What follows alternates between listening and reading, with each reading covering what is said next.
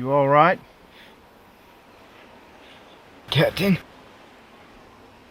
I don't rightly know, sir. It hurts in my belly and it's hard to catch my air. Am I gonna make it?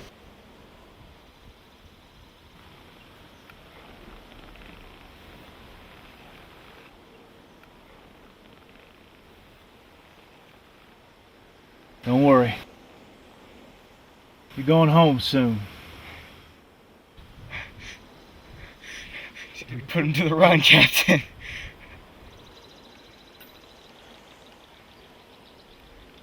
It's just you and me now. That bastard Yank swear to me that he'd just wander off if I let him go. I didn't want to shoot nobody in the back. I ain't no coward. Ugh.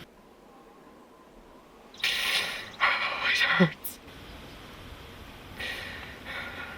He turned around and walked off into the woods. And that filthy liar gut shot me.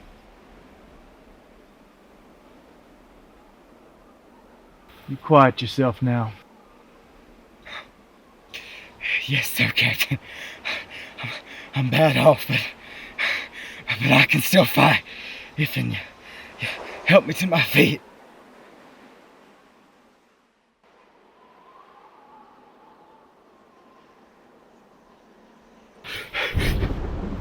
You ain't my captain. No, I ain't your captain. My name is Nat Kinney.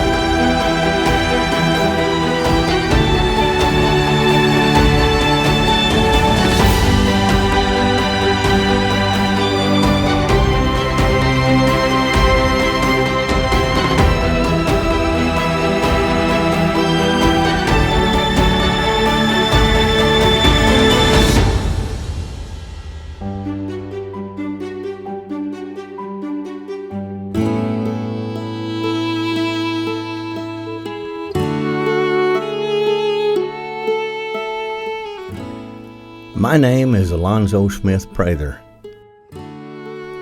I was born in Jennings, Indiana, July 25th, 1840. A few years back, I fought for the Northern Army in the war between the states with my father and 3 brothers. They called it the Civil War, but I can assure you there was nothing civil about it. I am somewhat amazed that I survived that bloody war. I saw men slaughtered at Shiloh, Stones River, Chickamauga, and Chattanooga. I entered the war as a sergeant, and when the smoke had cleared from the last shot fired, I walked away as a second lieutenant, and I have never looked back.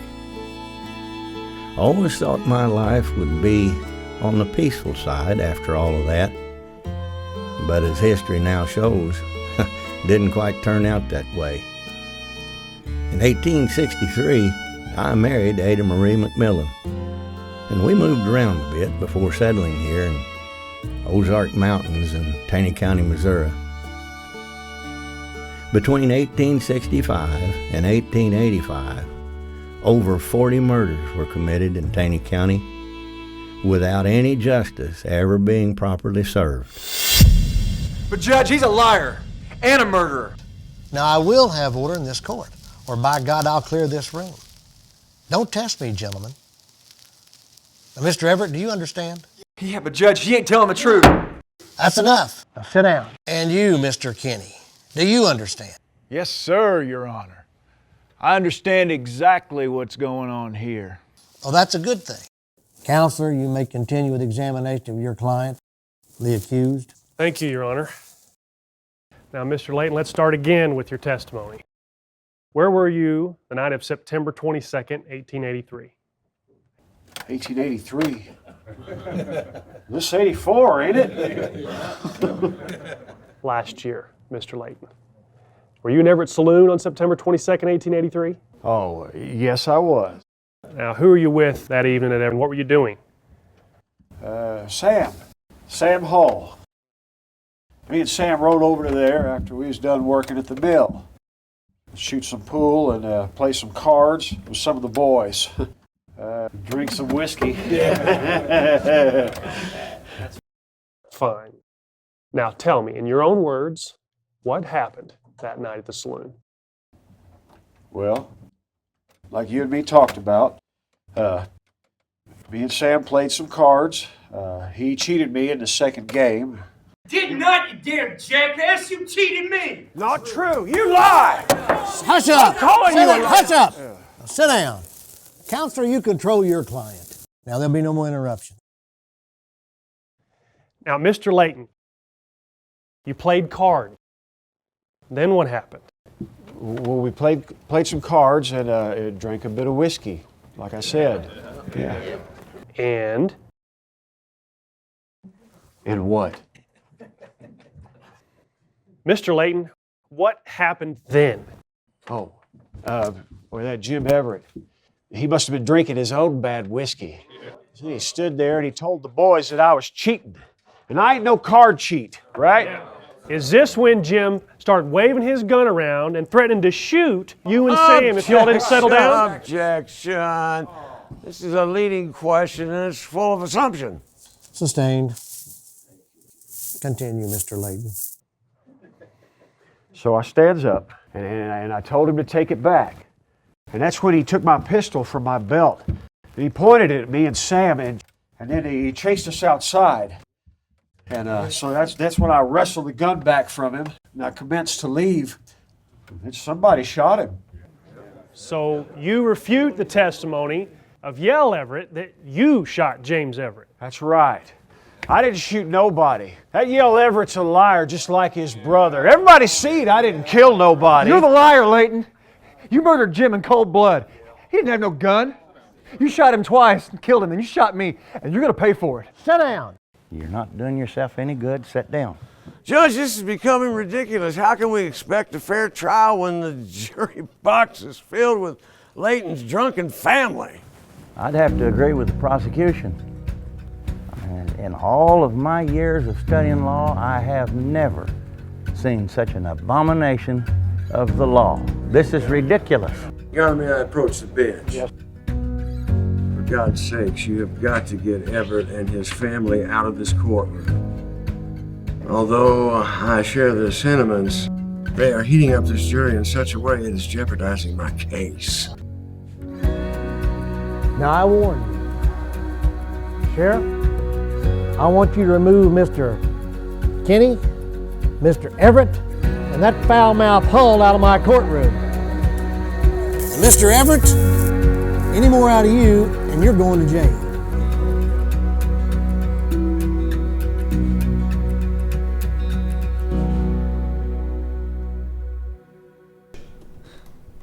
Now, come on, Nat. You know what's going on in that courtroom over there is just plain wrong. Yeah, I was on the grand jury that indicted him. Look, there's no doubt that he was going to kill somebody that day. I don't think it mattered one bit to that hot-headed drunk who he killed. It's just a shame that your brother was his victim. Now listen, Yale, you know that our county court saw fit to put all of his friends and relatives on that jury. It doesn't look good. I hate to say it, but there's a good chance that he's going to get away with murder. Al Layton sat there and bald-faced lied. It ain't the way it happened. I told that jury everything, every damn detail.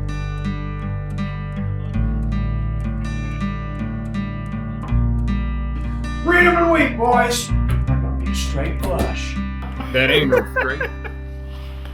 You ain't got no straight. 5, 6, 8, 9, 10. Yeah, you can't even count. Well, I'll do my horse straight with him now. That work we're doing down in Everettsville ain't got me too tired. I can whip the both of you right now. Now you fellas need to calm down. Come on now. I ain't gonna let you cheat us in cars too. This here pot's mine.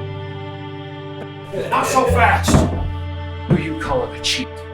Your hands off my money. Sam. And my whiskey. Al, that ain't your whiskey. It ain't nobody's whiskey. Put that gun away.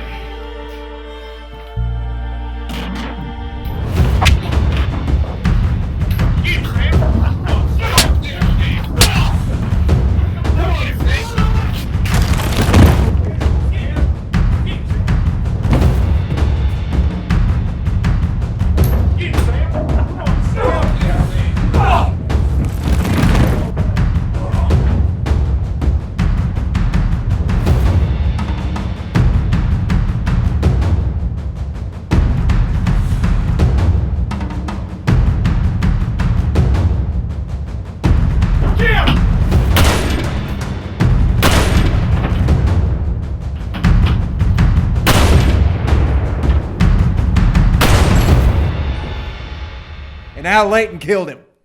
That ain't no mystery. Everybody in town knows it. Mr. Kenny, Mr. Prather sent you this note. What's your name, boy? Taney Dean, sir, but people call me Junior. Take that, Junior.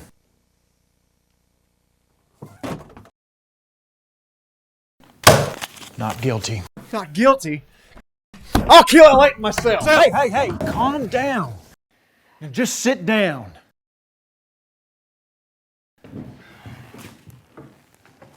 You told the truth in front of God and witnesses. Layton is guilty. That's a plain fact. Now just calm yourself. You're not alone in the way you feel. I want justice, damn it! We need justice. Nat Kinney rode home that evening, burdened by the senseless killing of a good man. The anger he felt about the civil unrest in Taney County was growing, and once again he had seen no justice that day. Did you bring us anything from Everett's store?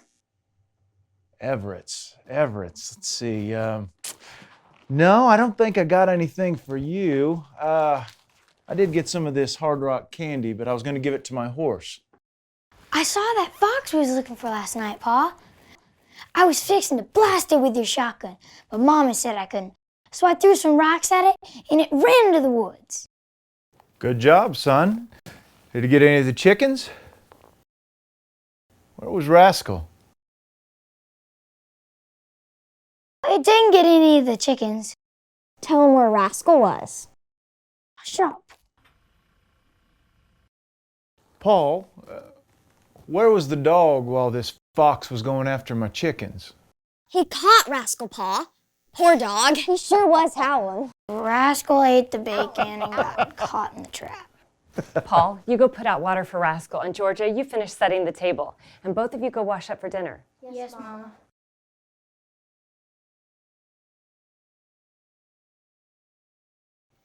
What's wrong?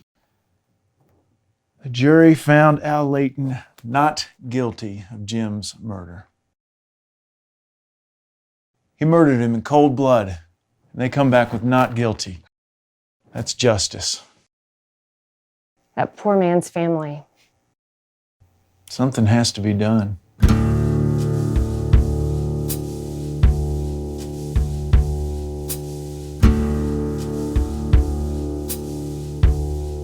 Glad we moved down from Springfield. Mostly glad. What do you mean that? Lawlessness is disgusting. Nathaniel, you're a very strong and brave and kind man. But you're only one man. You're right about that. I am just one man. And what can one man do, whether it's Kathy or me? It would take an army to control this county. You know what? You're right. It would take an army. Well, that's well and good, but there's no army here. There could be. There could be. But these people here, they're farmers and merchants. They're not soldiers, but they have guns. And enough good men with guns, they could form a militia. We could turn this into a place worth living in. We can make it safe for all of us. But I can only do it if you stand beside me.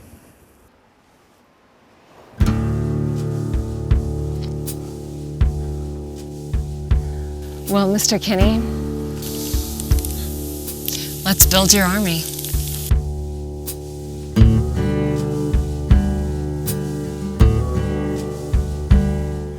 Once Nat Kinney made up his mind to do something, you could pretty well consider it done.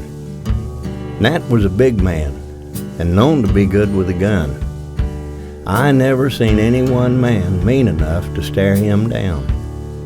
He told me he had a plan to take back Taney County from the bushwhackers, and that we should get a few good, upstanding citizens together for a meeting.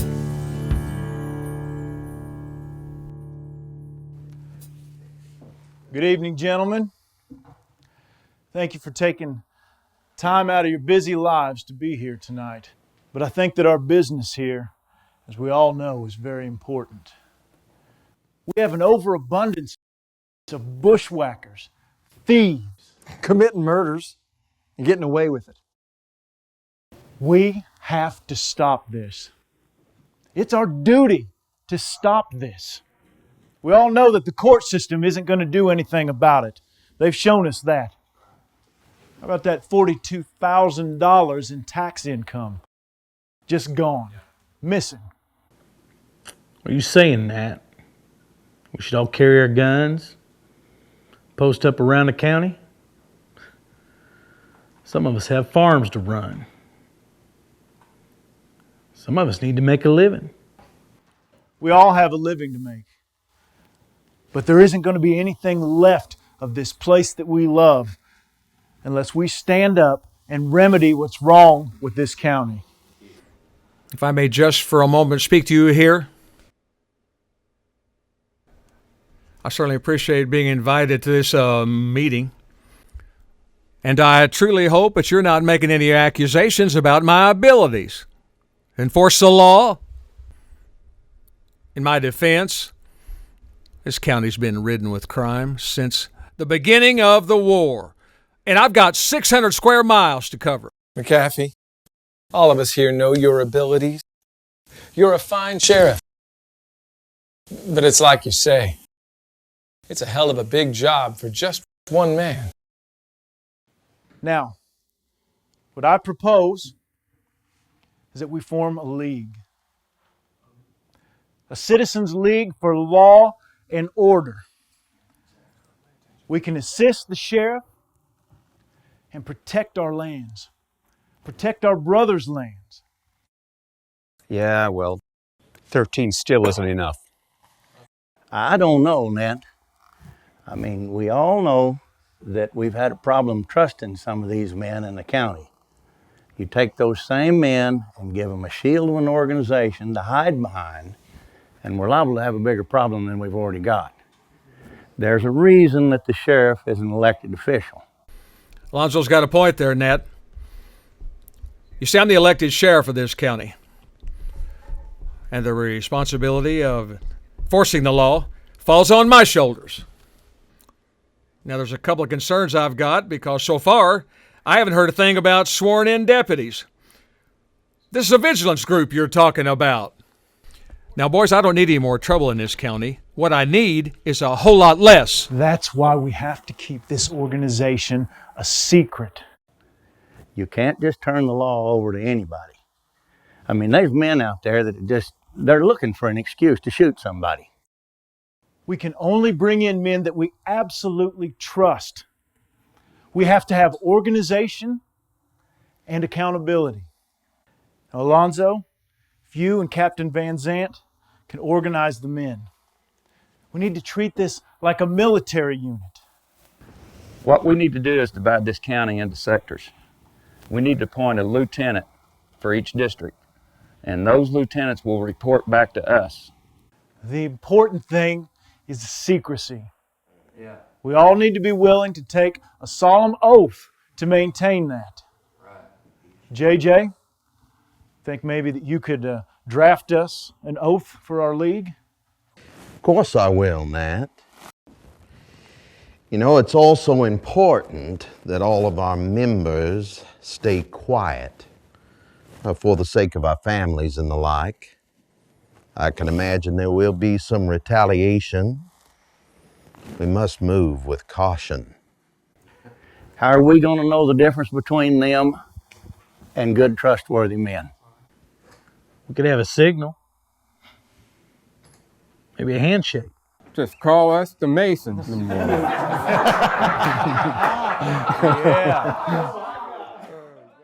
We can be the eyes and ears for Sheriff McAfee.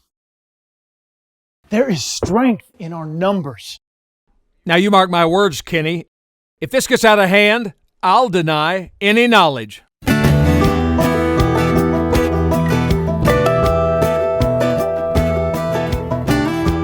Being of like minds, we could never have known that the decisions we made on October the 18th, 1884 would forever change the history of Southwest Missouri. The concept seemed sound enough. Help enforce the law. By banding together, we had strength. There was indeed change coming to Taney County.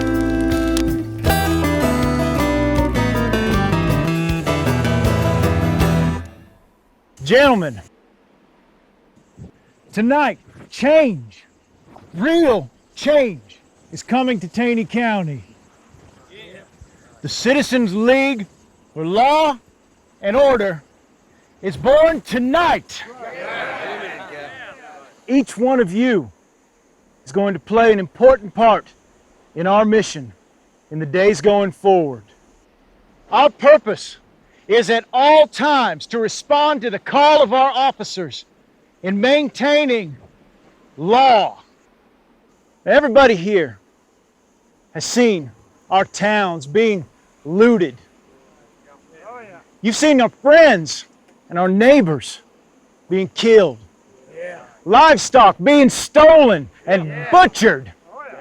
We've seen our women mistreated. Our families have been torn apart by these bushwhackers, these thieves, and these murderers. Gotta stop. I say, no more. No more. No more. No more. Tonight, justice is coming. And it's a secret justice that only we know about.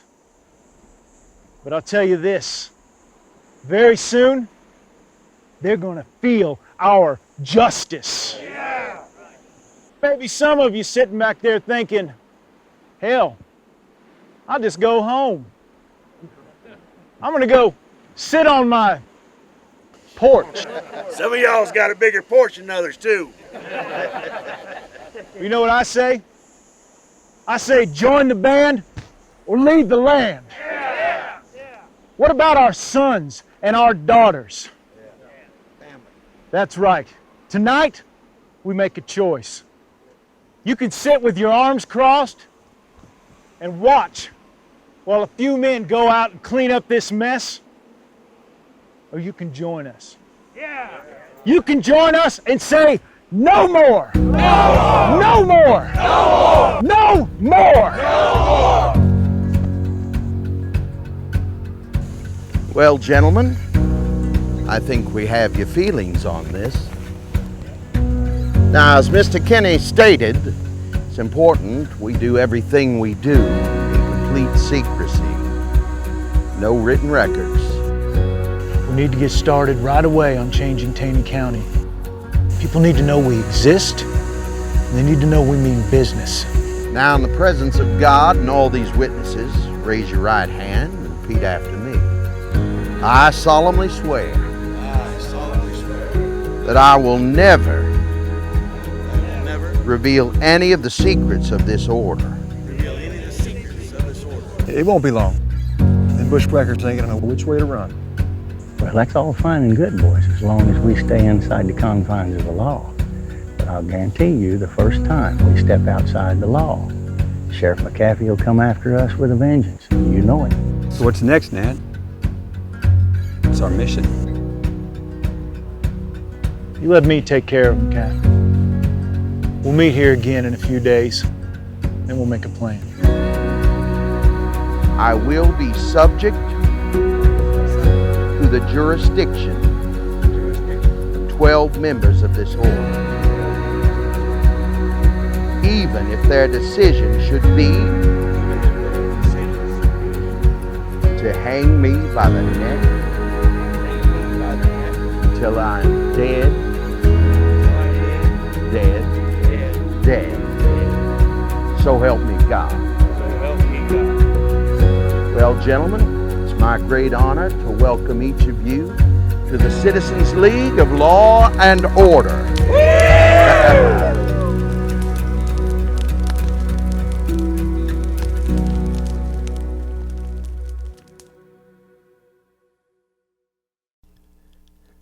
For some time now, there had been bad blood between Nat Kenny and the Cogburns and their friends, the Snaps. Andrew Cogburn and his Uncle Robert felt as though Nat Kenny was a bully and a big talker, and worse than that, an outsider. So they took every opportunity to give Nat a hard time and to discredit him, especially in front of his friends and followers. Hello, everybody. I'm just standing out here for you.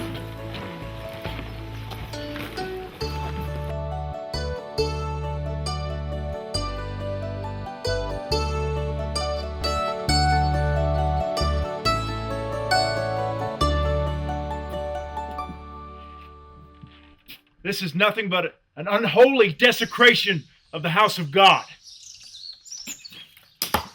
I was the first one here, Captain. Thought about taking it down, figured you might want to see it.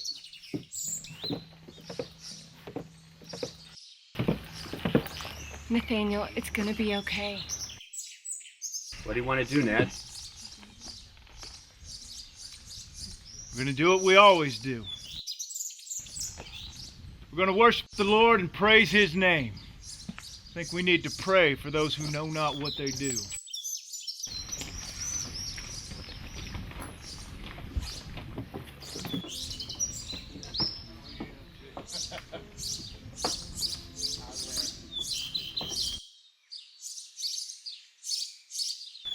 What are you doing here, Cogburn? Well, we aim to join you today, Mr. Kenny. Heard about your door. Damn shame. You think one would do something like that? Kenny, Uncle Robert heard you're a good preacher. He wanted to come hear you. Surely you wouldn't turn away a lost sinner from the house of the Lord. Let it never be said, though, that I turned away anyone who was lost.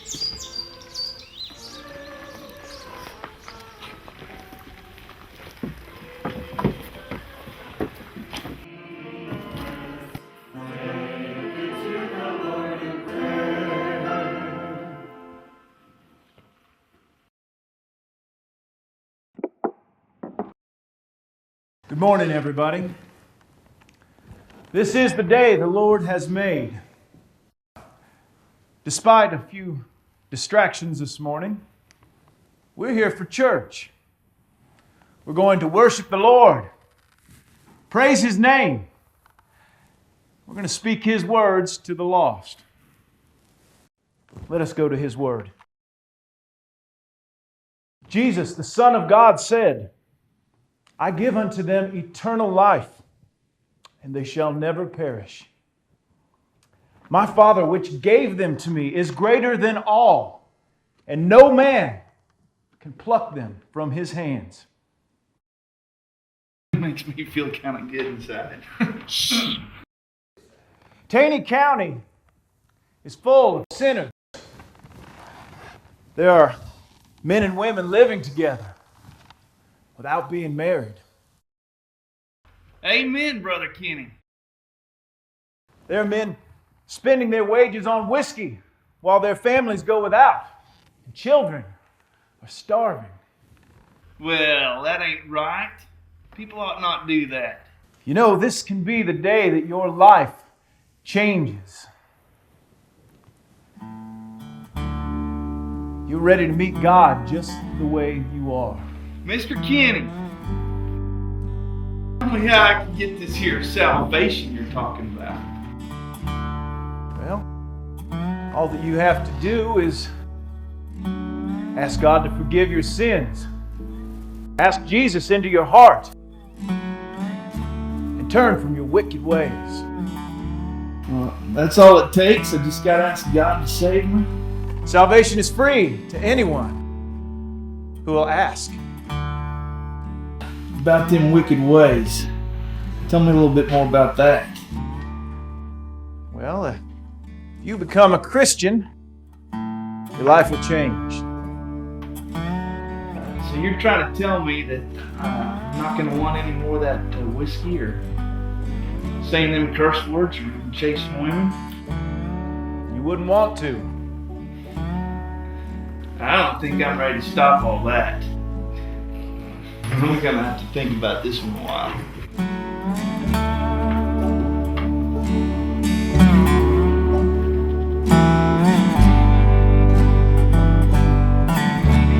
My friends, in our lives we are faced with many decisions, many choices. Just saw a man make a choice. And God have mercy on his soul. Friends, I'm sorry I turned out this way today. And I promise you that will not happen again.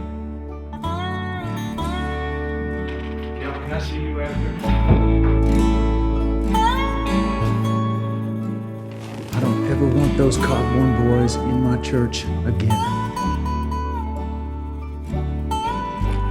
I'll make sure they don't, Ned.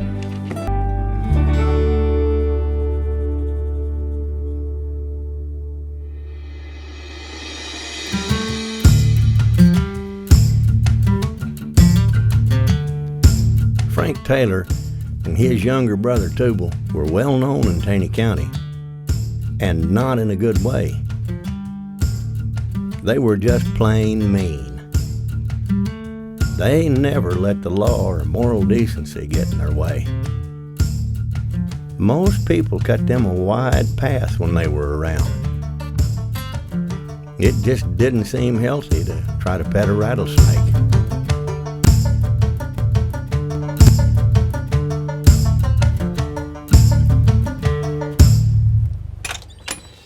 How's it going, Dickerson?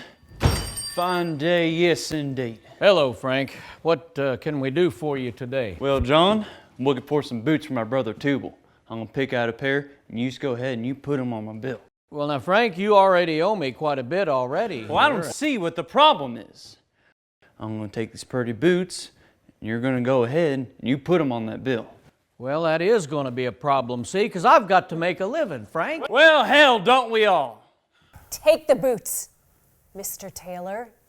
John, let it go. You see now, Dickerson, you got a pretty smart wife here. Not bad looking either. Better start counting your blessings, John. Wow, you got them. I hope y'all have a real nice day.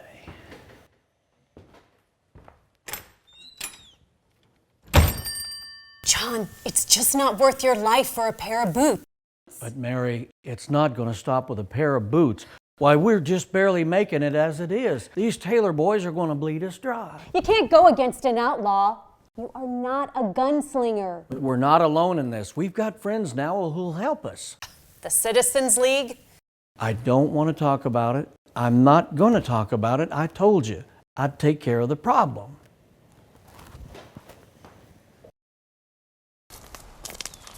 Uncle Robert, I was thinking just now.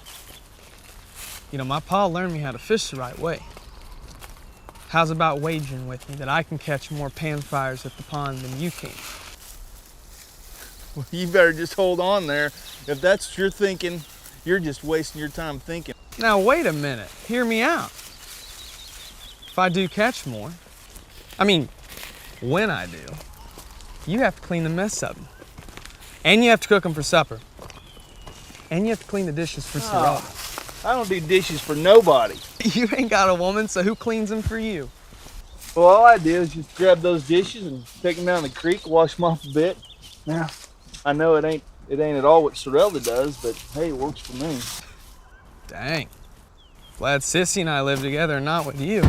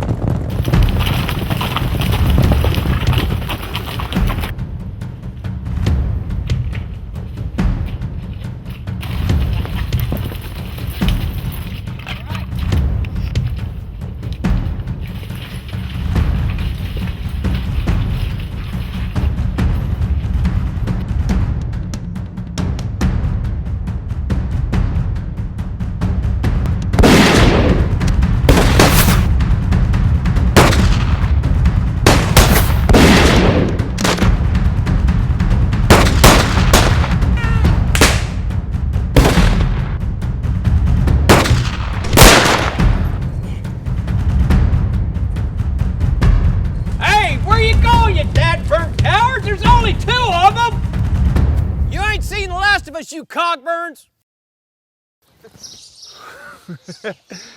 Hey. Oh, Lord. My heart is beating out of my chest.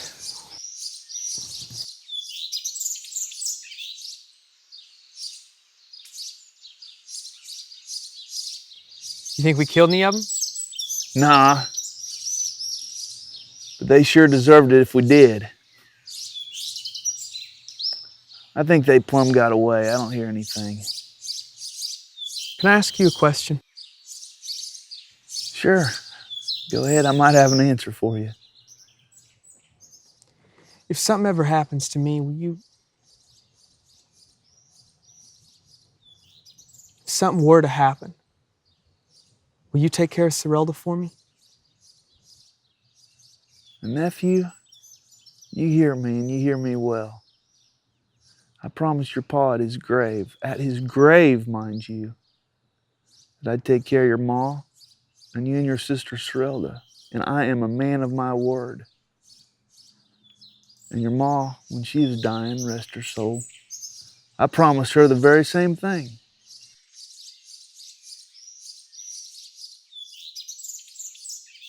You know, Sorrelda said Ma died of a broken heart.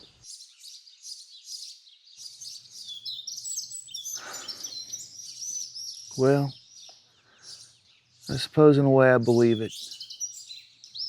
My brother James, he loved your ma and you two kids more than anything. And your ma, she loved y'all right back even more. Yeah, I think her heart pretty much broke whenever James passed. She just couldn't handle that sadness.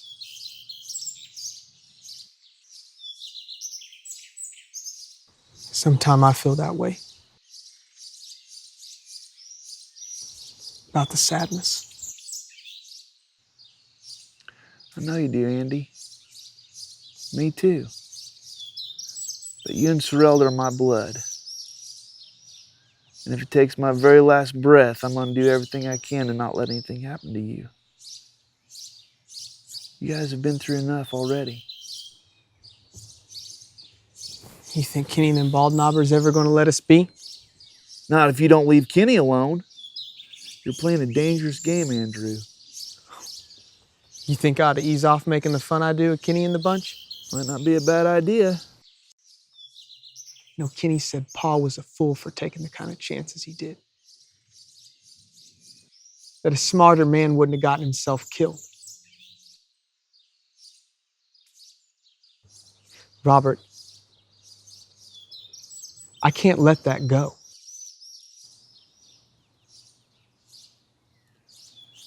Kenny didn't kill your pa, Andrew.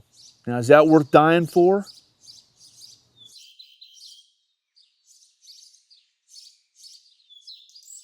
I guess not. But is what we have now worth living for? All we got, boy, is the sunrise that brings us each new day. And as long as you're upright and breathing, it's a pretty good day.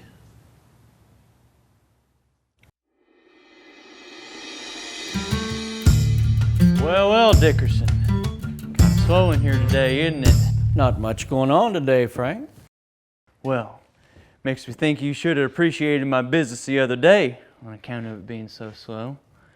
You know, that kind of hurts my feelings. Mr. Dickinson, you went and hurt my brother's feelings. Not a good thing to do. Well, now look, Frank, I was only trying to help. You went and told the sheriff about my little warning to you the other day. That wasn't a very smart thing to do. And guess what? You won't be telling anybody anything anymore.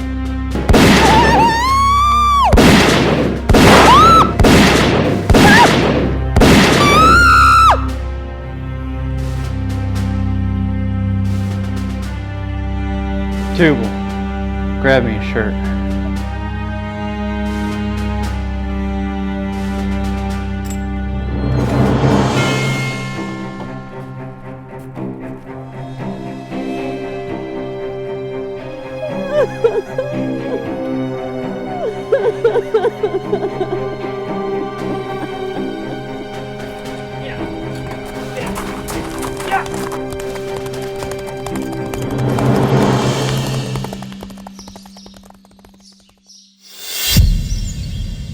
What are we gonna do if them damn BALDKNOBBERs come out looking for us? You know we ain't got enough guns to outshoot them all. Them BALDKNOBBERs ain't nothing but a bunch of farmers on horses. What are they gonna do? Hit us with a damn rake? Them Dickersons were outsiders and they're dead. Kinda hard to testify when you're dead.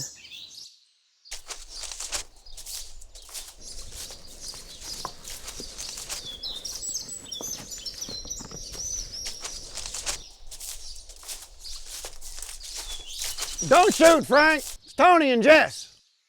Just you two? 1, 2. Yes, it's just us two. Come on.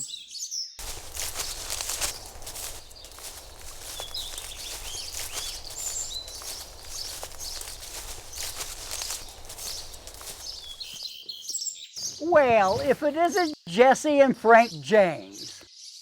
Don't give me no bull, Jess. Why, you're even famous outside of Taney County. Hear that, Frank? We're famous. I am standing right here, Tubal. I heard what the man said. What are y'all talking about anyways? The Dickersons, Frank. A lot of people looking for you right now. Well, hell, I killed the Dickersons outright. They ought to be dead. Well, Frank, they ain't. Well, we shot them. They damn well look dead. Well, Tubal, apparently looking ain't being. What's it take to kill a man nowadays? I shot that old man through the head. He had to be dead. So now everyone knows we done it, Frank. Well, I do have some good news. Well, I sure could use some about now, Deputy Tony. There's a reward out on you. I don't think that's a damn bit funny, Tony.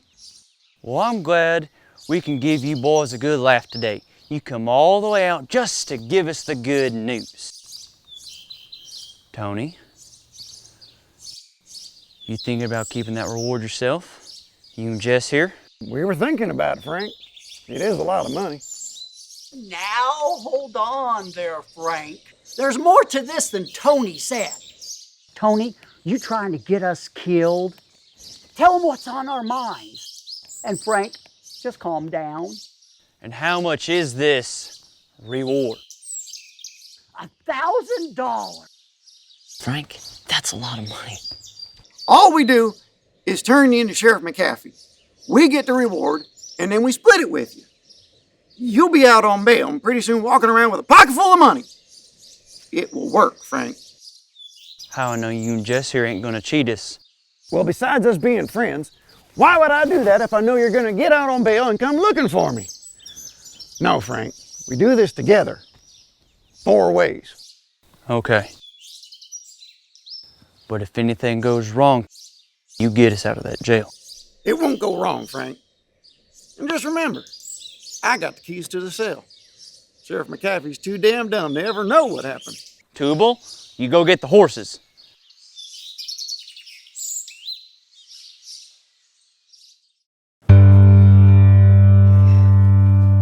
Well, Sheriff, Jess and I brung him in.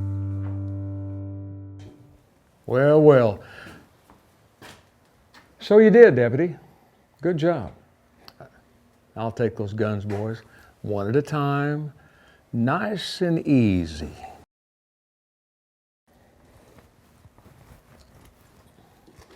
All right, boys, right this way. And inside.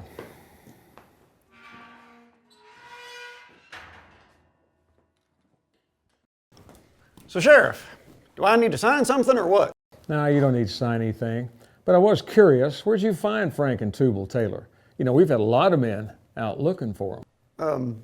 Well, just like everyone else, we were out riding and searching and kind of stumbled across them. Caught them off guard. Pretty lucky, huh?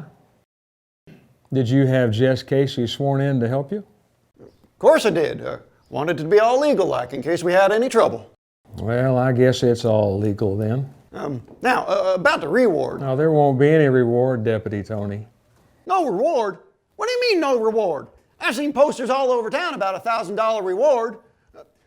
We risked our lives to bring in those men. What do you mean we ain't getting no reward? Did you read the poster? It said for the arrest and conviction of Frank and Tubal Taylor. Besides that, you know, you and Jess Casey are sworn officers of the law and you can't collect any reward doing your duty as a law officer. And furthermore, you risk your lives by letting them keep their guns. They could just have easily shot your ass off. Now wait just a damn minute, Sheriff. Well, then I'll resign and I'll collect the reward that way. Well, you can resign, Deputy, but there'll still be no reward. See, you were a lawman when you brought him in, and that's all that counts. Besides that, do me a favor. Watch these guys. I got to go take some of these posters down.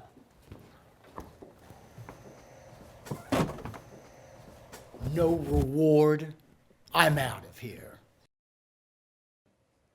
Tony, what in the hell is going on? You gotta get us out of here. Told you I'd get you out of here. Gotta wait till later. Till the sheriff is gone for the day. What about that damn reward, Tony? Didn't you read the poster? Of course I did. I don't remember nothing about no conviction being on there. I can't believe we won't be getting it. You dumb son of a bitch! Now you listen, Tony, and you listen good. You're gonna have bigger problems than worried about not getting no reward. I promise you. I hear you. I told you I'd get you out, and I will. We've got to wait till later. I got to go for a while, but I'll be back. Yeah, you're damn right. You wouldn't want the sheriff to know the whole story on this. Understand?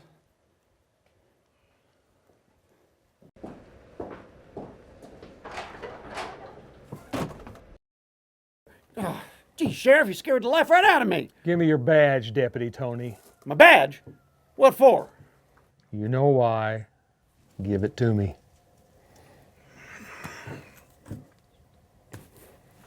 And one more thing.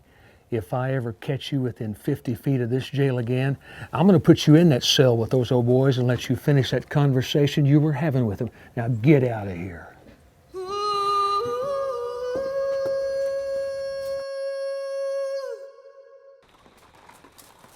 Talk about suffering here below, and let's keep following Jesus.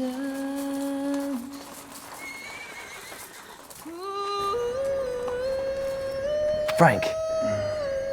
Frank, wake up.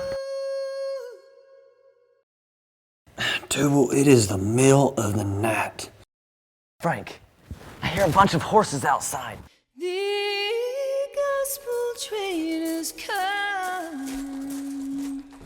Now don't you want to go? You know, I think we got company. Tubal, go ahead and get your boots on.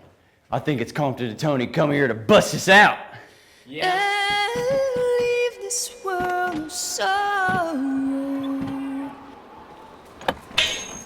Go get those tailors. And troubles here below. We all doing the same line. This is against the law. Where's Sheriff McCaffrey? You'll see hell before you see Sheriff McCaffrey, Taylor.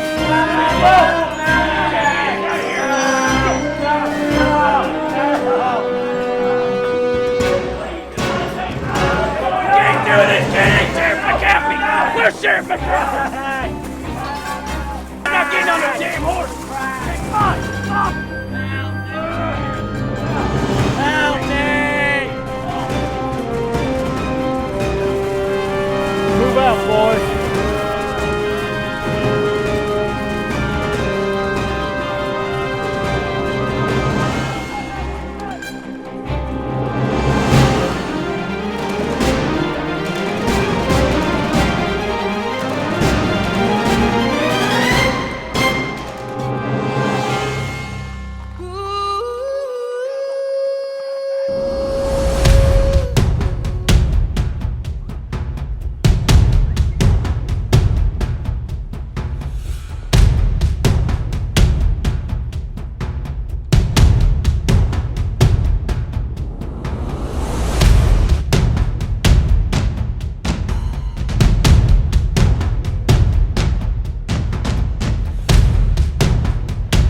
This court for the Citizens League for Law and Order is now called to order.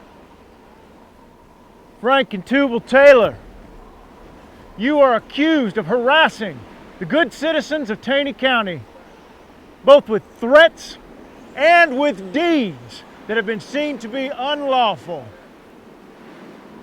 You are accused of mutilating cattle,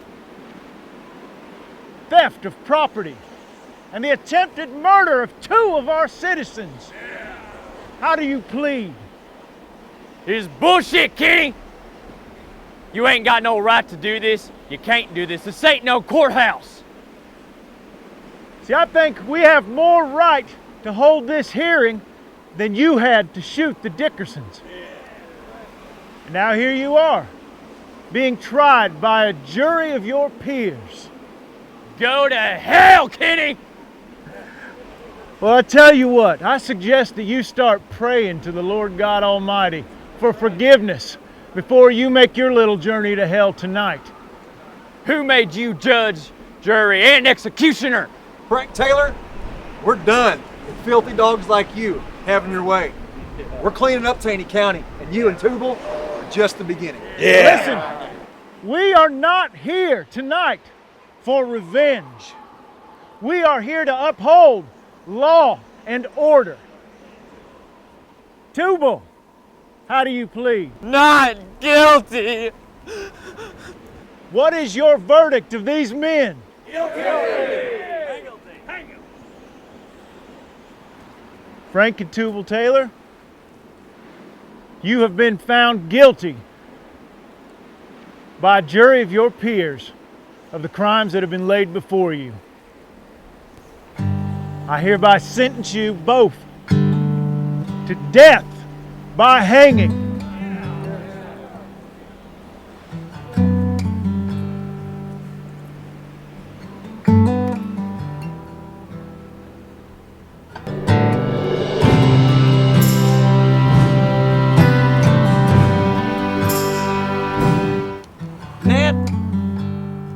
What is it, Alonzo? What is it? My God, man. We weren't supposed to hang these boys. We just supposed to scare the hell out of them. What the hell happened to law and order, Nat? Lonzo, with all due respect, these boys got what they deserve. We didn't start the league just to scare people. We started it for law and order and to bring justice where there was none. Oh, Nat, we wasn't supposed to do this. Go home, Alonzo. All right. I'll go home. But you better listen to me on this one, Nat Kinney. By God, this is not what we agreed to, and you know it. I am not a murderer. And by God, I don't intend to become one now. You better listen to me, Nat.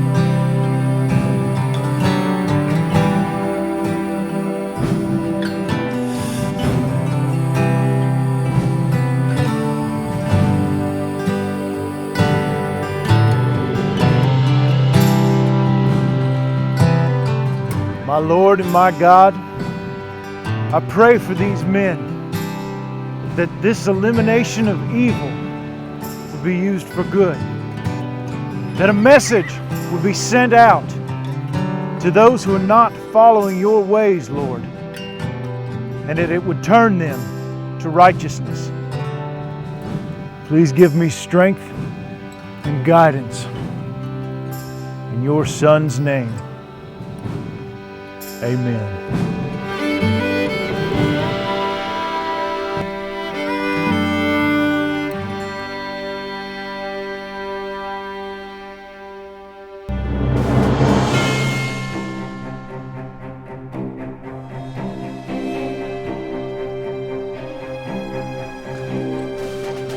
Dave Walker. Heard a lot about you and your organization. Well, I assume it was all good since we're all standing here. This is my son Billy. Good to meet you, Mr. Kinney. How old are you, boy? With all due respect, Mr. Kinney, I'm not a boy. I'm 16 years old and I'll be second in command of the Christian County Citizens League. Billy's really good with a gun. I'm here to help you establish your organization. You have to choose who's going to be a part of that. You need men that you can trust. We've got some good men, Mr. Kinney. Well, all right. We've got a long ride ahead of us. Let's get started.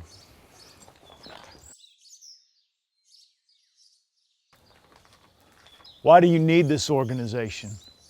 What are you going to do with it? We're not just riding around the countryside, shooting up the hills. What are you doing here? There's some bad folks in Christian County. It was bad enough, but then the railroad came, and now it's worse. There's folks selling whiskey, there's saloons, gambling, and even a few soiled doves around, if you know what I mean. It's a troubled county. Their actions, or lack thereof, will determine whether or not they are turning away from their sin. Amen, Mr. Kinney. Sir, my name is John Matthews, and I am glad to know that you're a man of God as well. We're all God's children, Mr. Matthews. And sir, it has become mighty hard to shepherd the flock through the church doors and away from the sin and filth that the God-forsaken railroad has brought. But there are many who refuse to live in God's ways. They're living in sin. It's up to us to turn them from their wicked ways. And what we do is we'll take hickory sticks, put it on their front porch. However many sticks are sitting there in that bundle, that's how many days they have to change their ways. Well, what if they don't agree to this? What if they just ignore it and keep on doing what they've been doing anyway? We'll get them switches busted across their backs. Be a lesson they soon won't forget. Every time that we ride into some place at night and we right some wrong, we're stronger and more feared. We have to do whatever it takes to rid this county of this filth. We do not ask. We do not negotiate. We command it.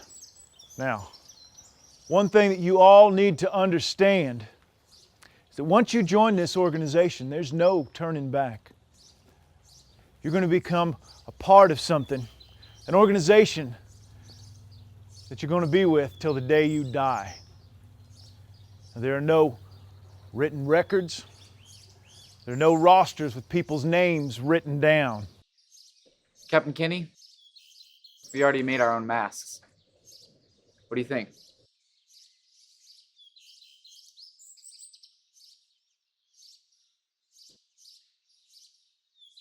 I think that'd be very effective in the dark. Conceal your face a lot better than a bandana. It's good thinking, boy. This is Galba Branson. He's going to be administering the oath. Well, he's a lawman. And who are you? Well, I'm Wiley Matthews. What's your point about him being a lawman? Well, I just thought it might be a problem with the law looking over our shoulder. We're all here to enforce the law. We have men from every walk of life in our organization. Mr. Kinney is right, Wiley. Now, this organization is going to rid the county of the filth, not become part of it. Gather around, take the oath.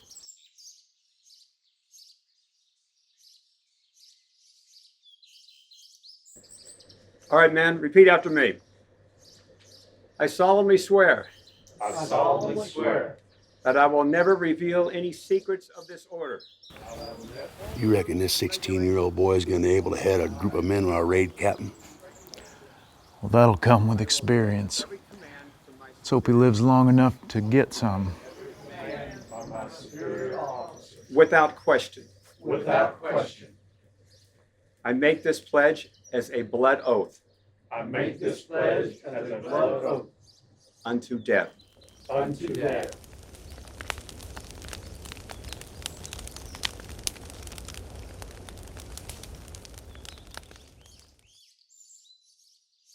Paul, Nat Kinney sent you a note.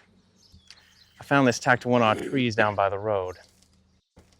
I don't think you're gonna like it very much. Well, I guess Mr. Kinney's running out of people to bother. Diane, read this. Attention, William Miles family. As a resident and landowner in Taney County, Missouri, it's your responsibility to join your neighbors in protecting property and people of this area.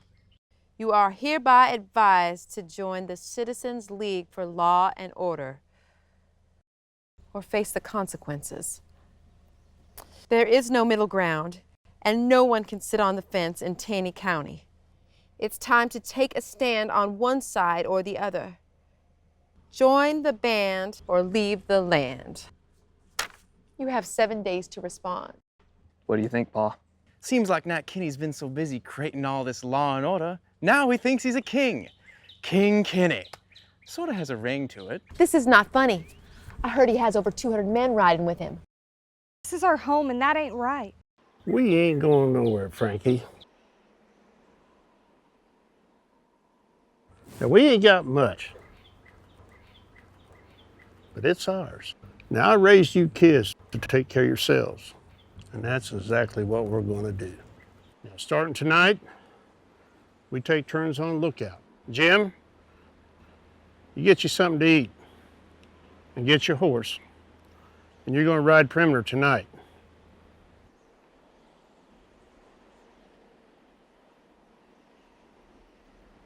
Manny, after you get done eating, I want you to take this note, and I want you to see to it that someone gets it to Kinney.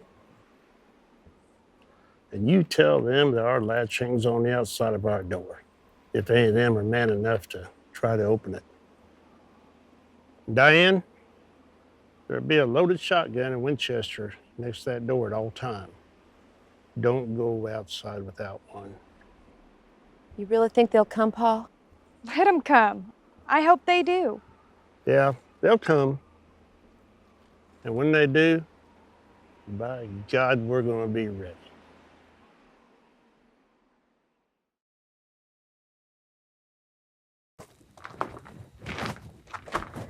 Hey. Hey, Sam. We have a visiting preacher tonight. Andrew, let's try to get through this service without pissing off Kinney, okay? Asking Andrew not to harass Mr. Kinney is like talking to a tree, Mr. Snap. It's what he lives for.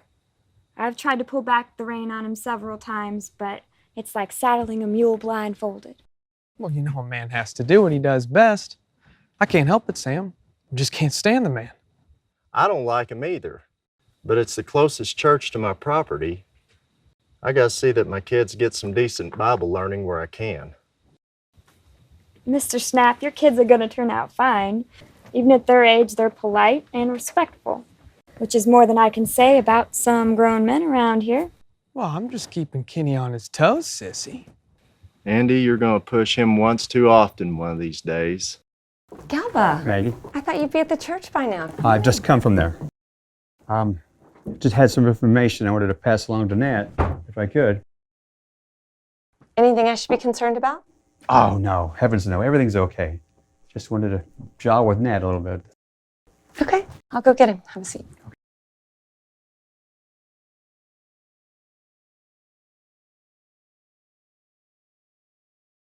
You lost, Galba?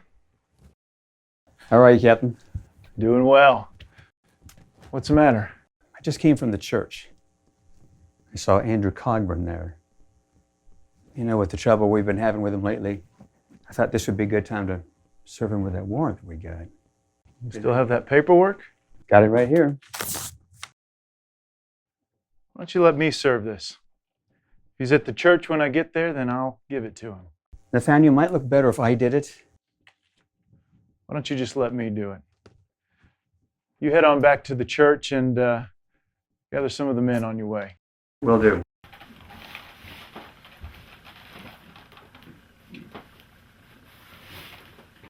Nathaniel, what's wrong? It's nothing. Is it Andrew? I need to get to the church. I have a warrant for Andrew Cogburn's arrest. I'm going to serve it. I don't think there's going to be any problems. I'm just taking precautions. It'll be fine. Paul, let's go. Pick up the Bible. Listen to your father.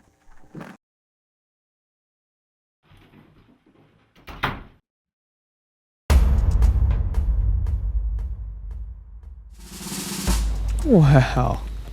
Looky, looky who's coming down the road. The old blue gobbler himself. Andrew, for me, please behave tonight. Okay. For you, my little sister, I'll be on my best behavior. Paulie, why don't you go stand over there out of the way? You see Andy trying to harass Mr. Kenny, just slap him upside his head. Which one? Andrew or Kenny? Hey, sissy, you still got my gun? Yeah, it's in my bag, and that's where it's staying. Nothing's wrong. I just want you to go over there. Do as I say. I'm gonna go bring her in. You guys go ahead and talk. Thrill to always carry your gun while you're at church. Oh, I'm not allowed to carry in public, Sam. Just taking no chances. I'm gonna need you to step up into the light. What's this all about, Kenny? We're at church, for God's sake. You got a bone stuck in your crop? Don't make me tell you again. Put your hands in the air. I've got a warrant for your arrest. Put your hands where I can see them.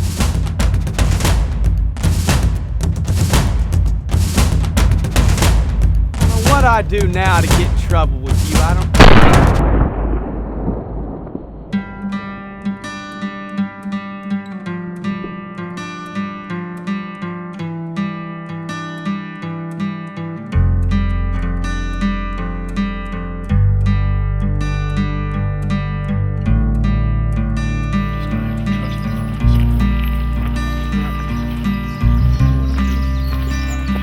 Hey, Kenny, I got a few words for you. What are you doing here, Robert? We're having an investigation. You damn well better have an investigation going on. You're the one who shot him. Now, I'm sorry that I had to shoot him, but he left me no choice. You and I both know that Andrew would never draw on you. He's not a gunslinger, he's just a reckless boy. The facts are the facts. You know what? Ever since that damn war, this county's been doing the best it can to heal itself. And you come down here and you tear the wounds right back open. You're nothing but a saloon-keeping Yankee. And then you start this Sunday school group, and you call yourself a man of God. You're not a man of God, you're an agent of the devil.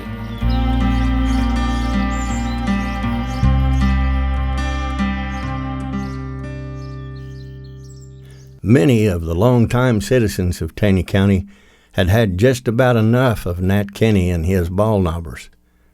So they joined together to create an opposing force, a militia, the anti-BALDKNOBBERs. The BALDKNOBBERs don't care about law and order. They only care about taking people's land. Right. Just found out Nat Kinney and his friends know we're meeting. They're coming to disarm ya. The hell they will. Well, you better get them fast. They're coming up the street.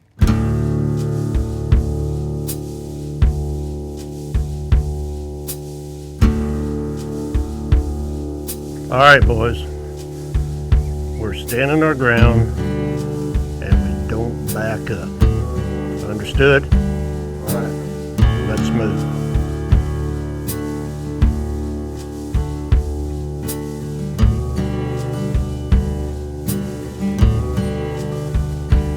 Nobody does anything unless I say. Wait for my signal.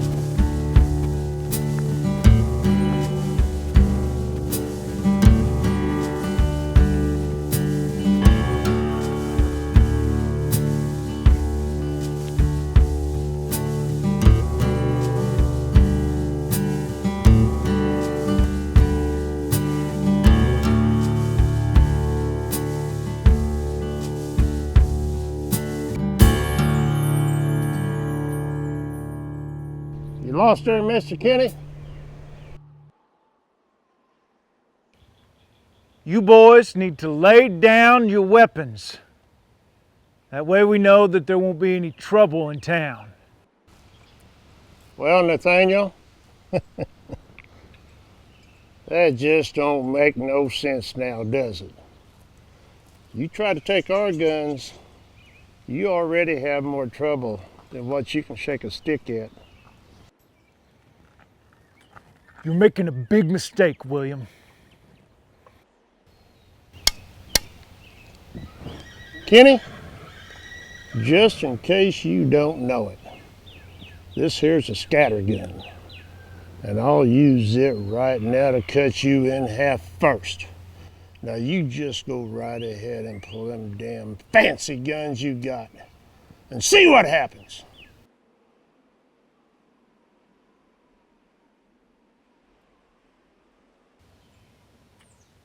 Let's go, boys. We can take care of this some other time. Oh, Nathaniel, I don't want you to walk all the way down here for nothing.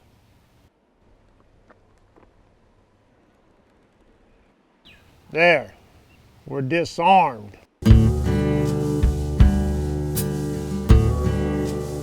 Don't get too cocky, boys.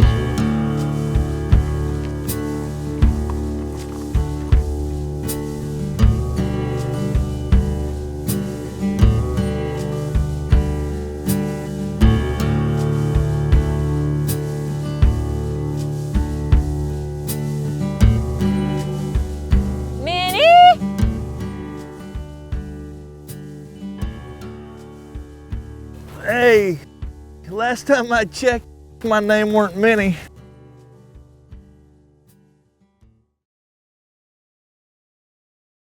You're about as red-faced as that old hog I'm looking for, but I guess you aren't many after all, are you?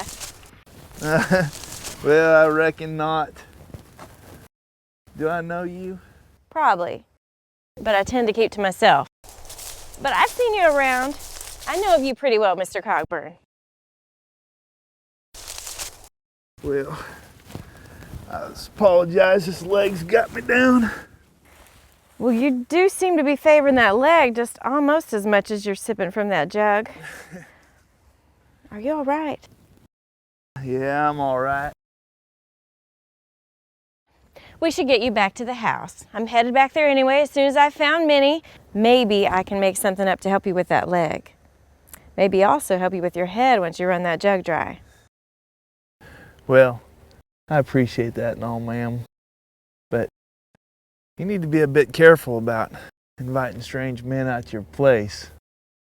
These hills they just ain't safe anymore. You're right about that. But you're no stranger to me, Mr. Cogburn. And with all due respect, I can spot a hurting soul when I see one. Your soul cries the same way mine did, with those longing tears of wanting to bring somebody back to you and knowing you can't do nothing about it. How about that leg? Now, how about that pig? Minnie, where are you? Now, who goes and names an old hog anyway? And speaking of names, what was your name again? Well, mostly, they're about the only company I have most of the time. And well, it'd be rude to call them breakfast and supper. And my name's Rachel. Rachel May.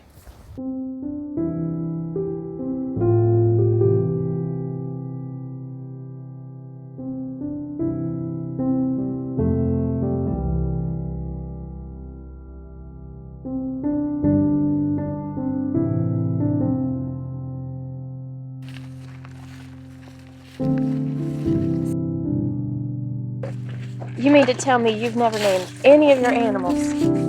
Well, come to think of it, I did name a dog one time. What? Well, I named him Stick. Stick? Yeah. Why? Because he was skinny.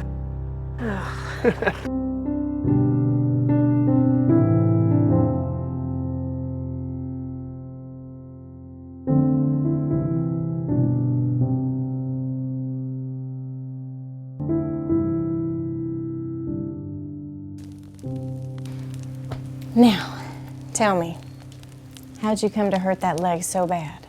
Well, it wasn't much of nothing. Some of those damn BALDKNOBBERs over there in Kirbyville.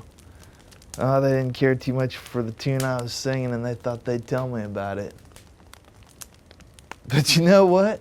Piss on them. It's a damn good song. Dude, old Kirbyville, I can no longer stay.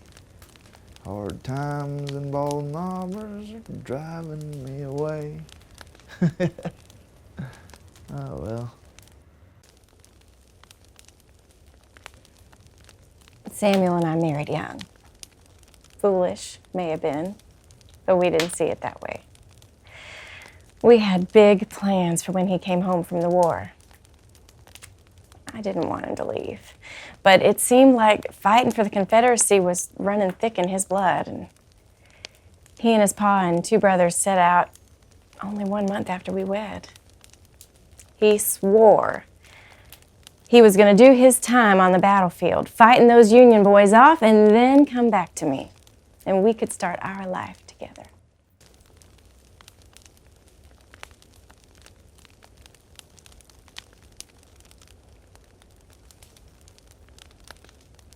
But he didn't come back.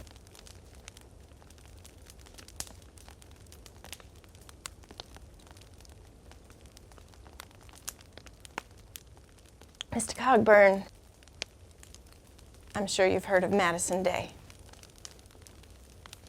Oh, yeah. Well, it was him.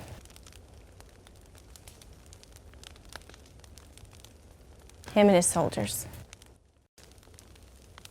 Snuck up on Samuel and them in the middle of the night, killed him outright. Unarmed. While they were sleeping.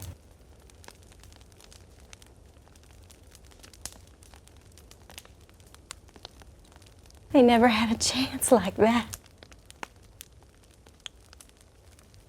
So much for the glory of war.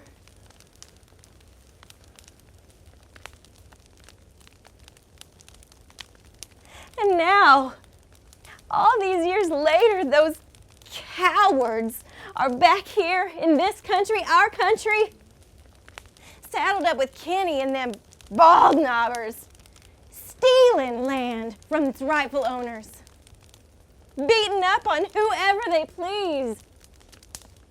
In the name of justice? There ain't one thing just about them! You know, seems like what those Yankee cowards tend to be doing these days. Just killing innocent, unarmed people. You know, that's what happened to my nephew. And that bastard Kenny, he killed him, murdered him, like a dog he didn't like.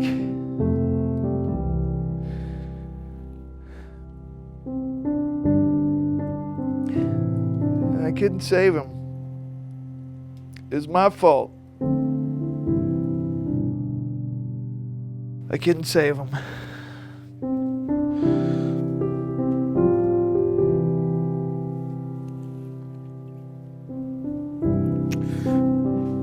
I'm sorry.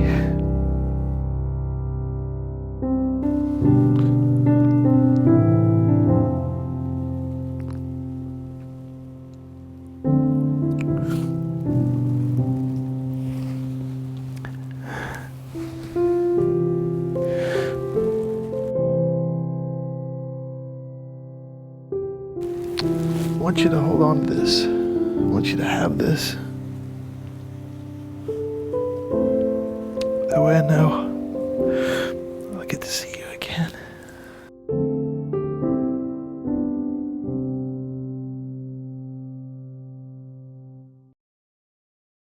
Now, Paul's old hound dog had run off, see, and we was out looking for him. And we was way over at Johnson Holler when I hear some howling out in the woods.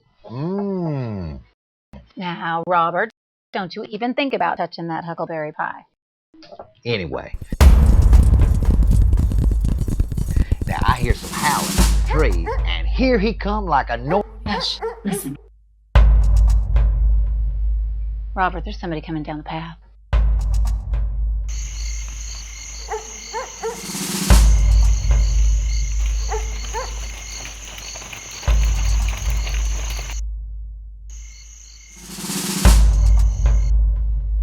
BALDKNOBBERS.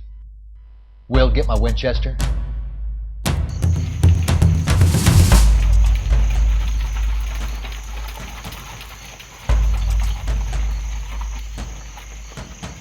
Don't you dare go out that door, Robert.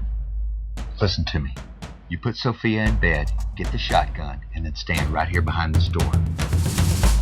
Will, you come with me. He's just a boy, Robert. I'm just gonna see what these fools want. You just keep an eye on us. Stay close. Robert Snap, get out here now!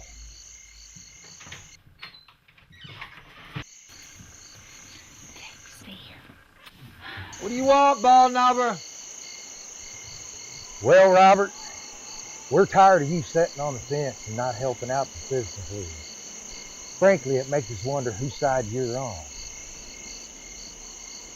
That spook mask don't hide you, Ben Price. Now, you're trespassing on my land. You need to leave. Well, you see, that's the thing. You're either with us or you're against us. And there ain't no middle ground here. And if I don't? Well, let's just say you and your family don't want to find out what'll happen to you if you don't do as you're told. Do what I'm told? Is that what the League does now? In the name of the law? Steal people's land? You know better than thieves. And you come on my land threatening my family? My land, Ben Price. I can't take all you boys down. But Price, you're gonna be my first. And not my last. I ain't shooting no woman or kid, Ben. No matter that I'm a woman right now, John Haggard, and it surely don't matter to this scattergun I got pointed right at your gut. It cut you in half and everybody around you.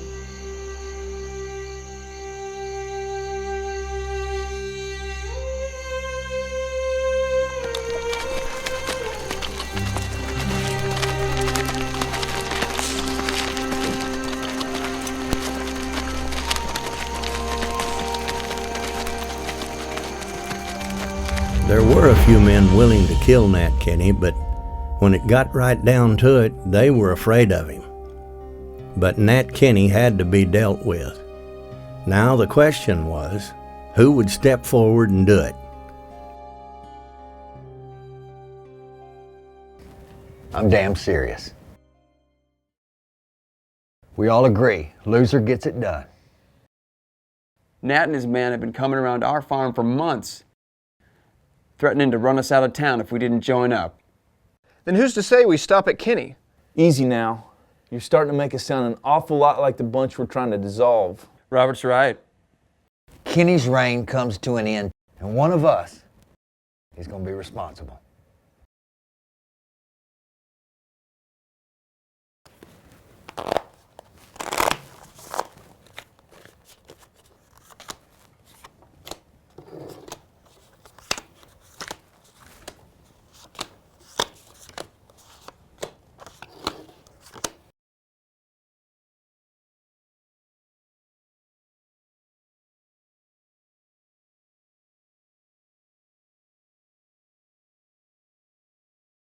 Cards? I'll take 3.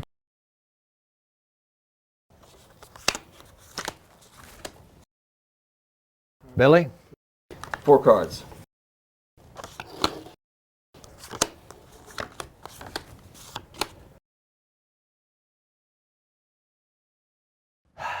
Dealer will take 2.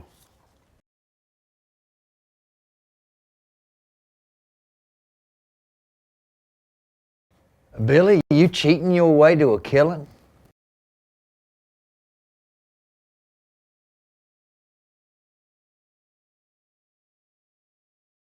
We lay them down together? Okay. Now. It was a fair game, and I lost. I'm just not afraid of what I have to do. Well, it is what it is, boys.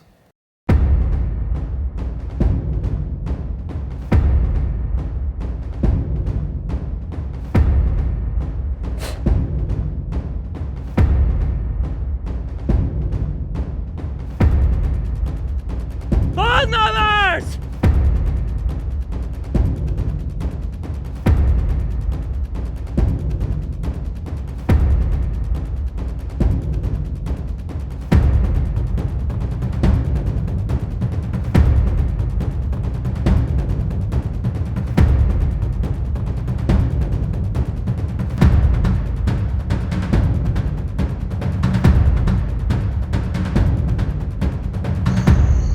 Don't even let that foot hit that ground, BALDKNOBBER, or it'll be your last step.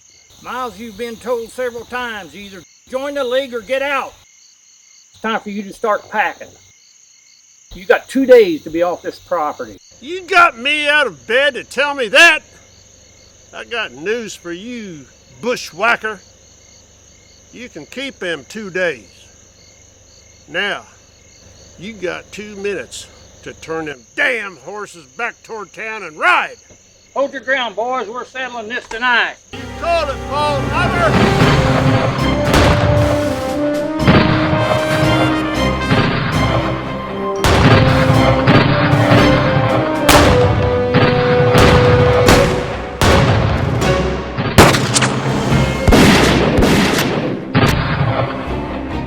Try some more of this, you no good bushwhacker! Because you're the next one that's gonna fall! I'm your dead man! Stay a bit longer, we'll finish this, you son of a bitch!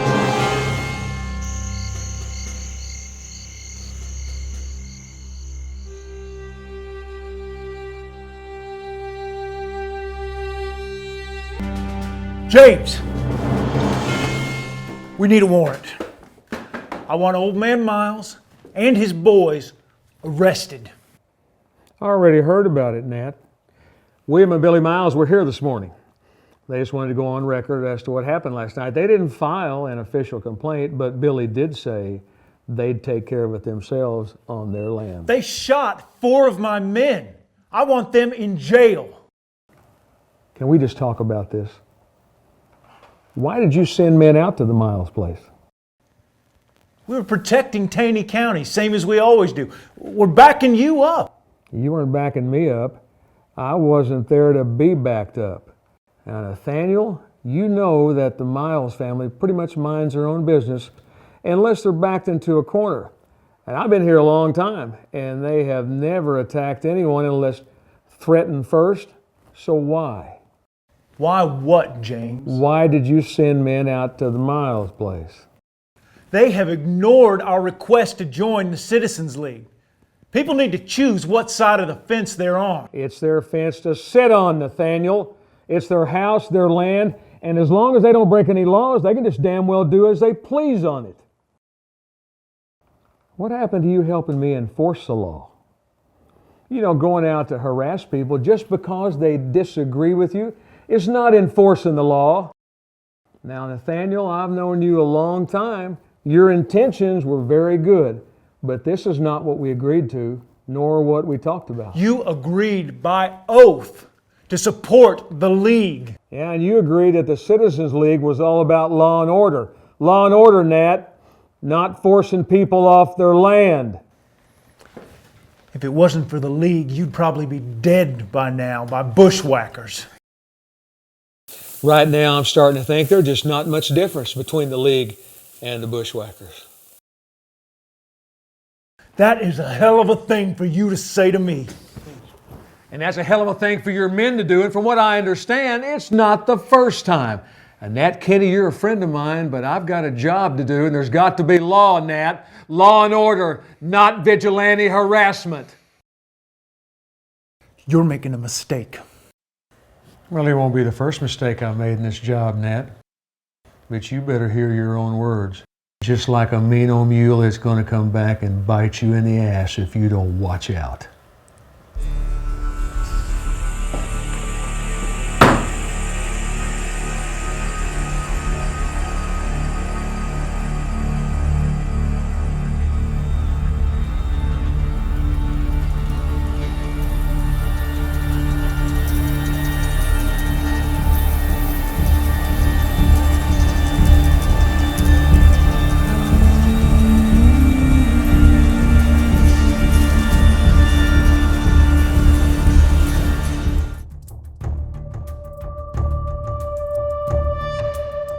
Spend a lot of time together. Try to take care of you.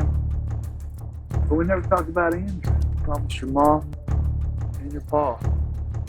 I'd take care of both of you. But I haven't done a very good job of that. Uncle Robert, you can't ever think that. Andrew loved you, and I love you. I've always been there for us.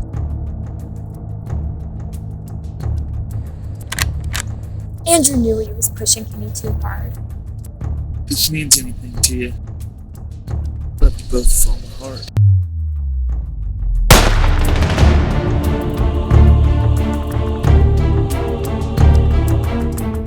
Are you shot? Uncle Robert?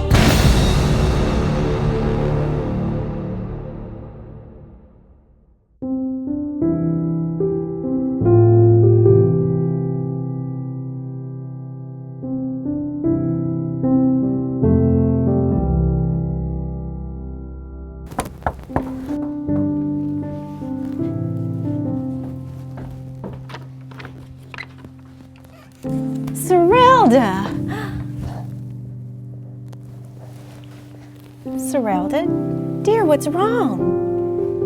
Serelda, come in, sweetie. Come in and sit down.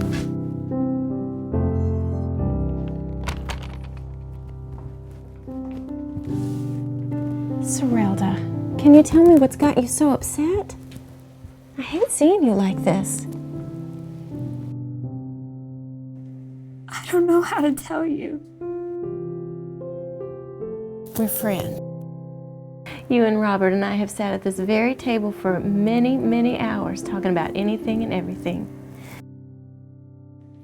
But that's just it, Rachel. We can't do that anymore.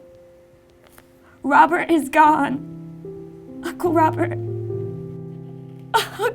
is dead. Someone shot him in the back I was right there with him. And I couldn't do anything about it. We were just walking there one minute, just talking about life and Andrew, and then the next, Rachel.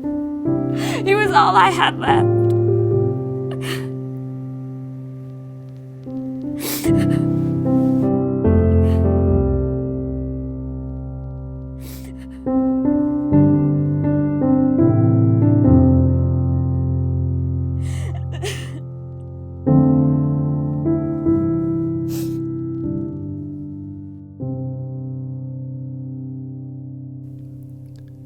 Many citizens in Taney County were constantly looking over their shoulder. Governor John Sappington Marmaduke was being pressured by the press and the citizens of Missouri. So Missouri Adjutant General James Carson Jameson arrived in Forsyth and checked into a local hotel. Good morning, sir. How can I help you? And you are? Julia Barnhart, sir. Now it's your turn. Jameson, my dear. James Carson Jameson. So you're the man from Jefferson City. Well, welcome to Forsyth, Mr. Jameson. We do have 3 rooms ready for you and your men. If I could just have you sign the register for me right here, sir.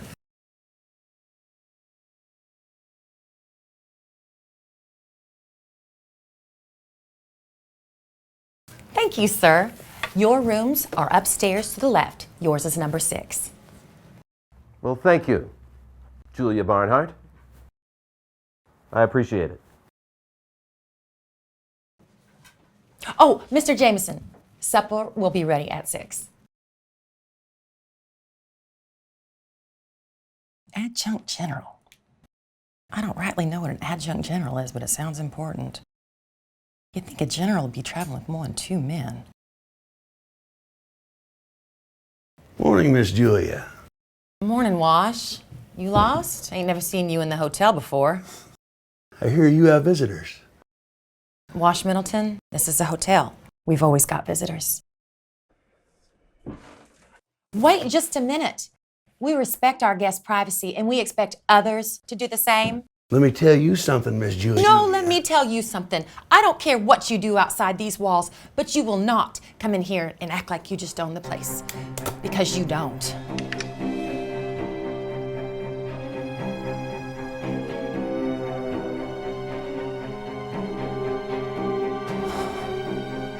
Nat Kinney and the Taney County BALDKNOBBERs were about to get a rude awakening.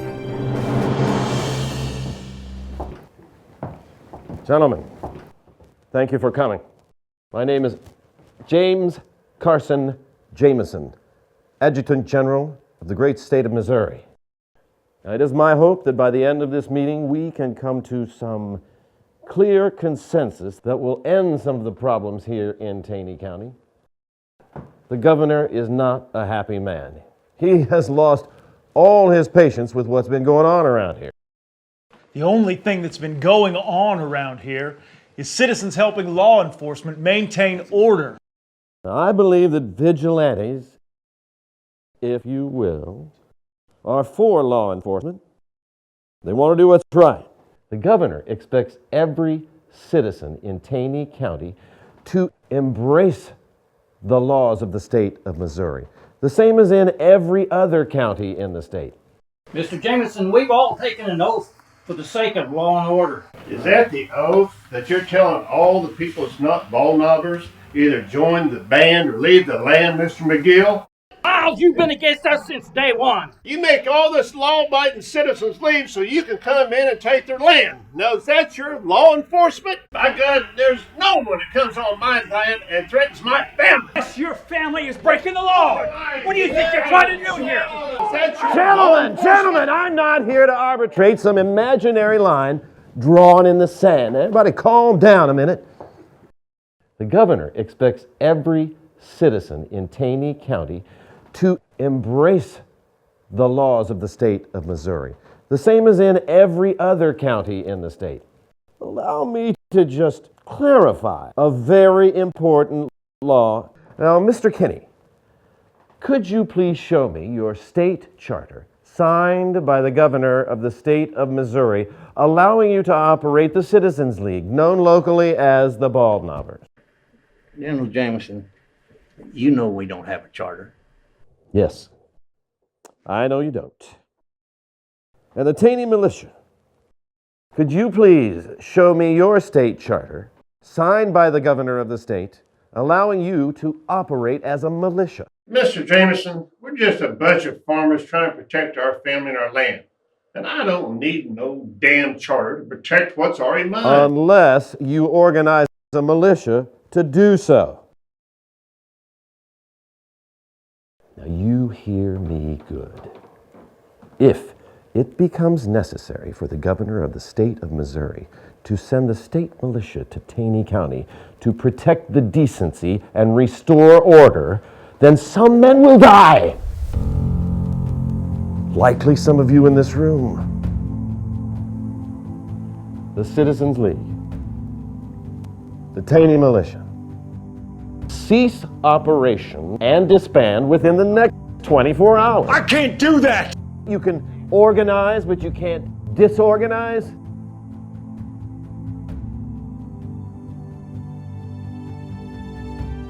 I need 48 hours.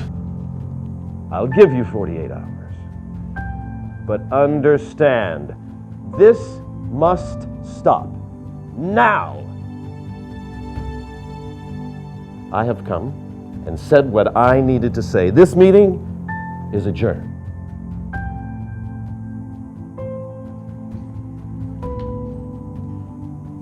Mr. Kinney, may I have a word with you for just a moment?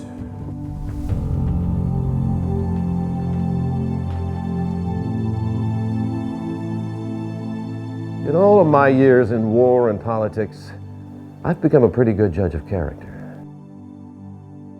I do what I have to do, whatever it takes. Exactly. And once again, it is time to do whatever it takes. And that is shutting this down. Now, Mr. Kinney, if I am forced to come back to Taney County, I will not be alone.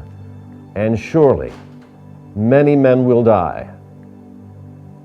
If and when I do come back to Taney County, Nathaniel, I'm coming straight for you.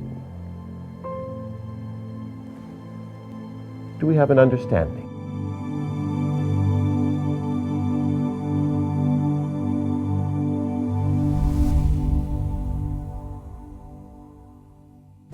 You silver-tongued devil, we wish.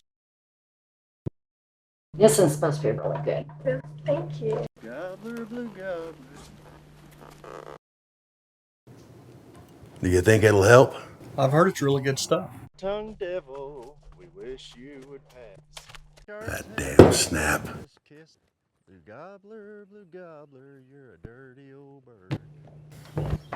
You just don't like us, then bite our big ass. Sam Snap, I say it's time you quit singing that damn Blue Gobbler song, else you got trouble coming to you. What's the matter, Wash? You don't like my little tune about the BALDKNOBBERs? Or maybe you just feel bad helping Kenny cover up the murder of Andrew Cogburn. You're a damn liar, you son of a bitch. I don't think so, Wash. You and I and Nathaniel Kinney know I'm right. Reckon you think it's a good day to die. Take it easy, Middleton. Mr. Snap has little children. Please don't do this. Missy, this ain't none of your business. You just step aside. Please, Mr. Middleton, don't!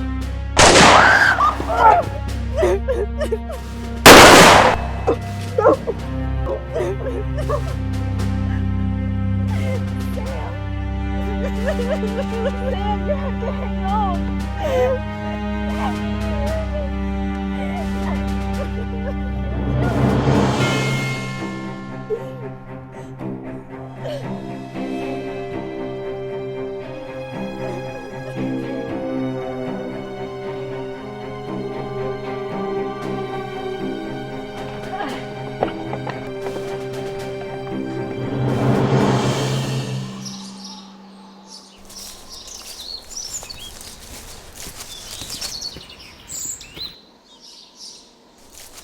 What'd you get yourself into this time? Got that look on your face like a fox that's been in a henhouse. You've been in town running your mouth about them damn BALDKNOBBERs again, haven't you? As one of them fellas, I'm particularly ready to wring his damn neck. And we need you around. William? Are you okay? Your lip is cut. Oh, I'm okay, Emma. Just a tussle. A tussle, as you call it, can get us killed. Just don't say anything, William. Your mom's been on a tear all day. It's a cool March day, darling. I'm about to sweat to death as it is. You up to town again, son? Now, Will, I hate that group of fellers as much as you do, but there's an awful lot of them around these days. So many as you can't tell who is and who ain't. Well, it's just the worst of them is Bull Creek's boy, Billy. He acts like he runs the whole group, more so than his pa. And on top of that, he's a hothead. His paw is chief of the Christian County BALDKNOBBERs, and you know it. You're gonna bring them down on us. You could get us all killed, William. You put your whole family in danger.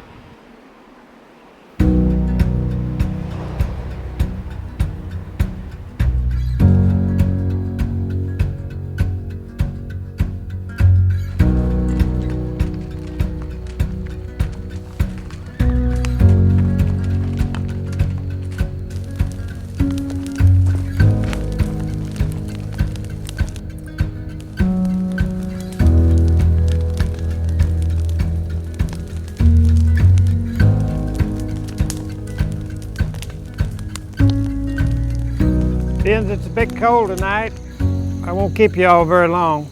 I guess you all already know about Kenny disbanding the Taney County BALDKNOBBER.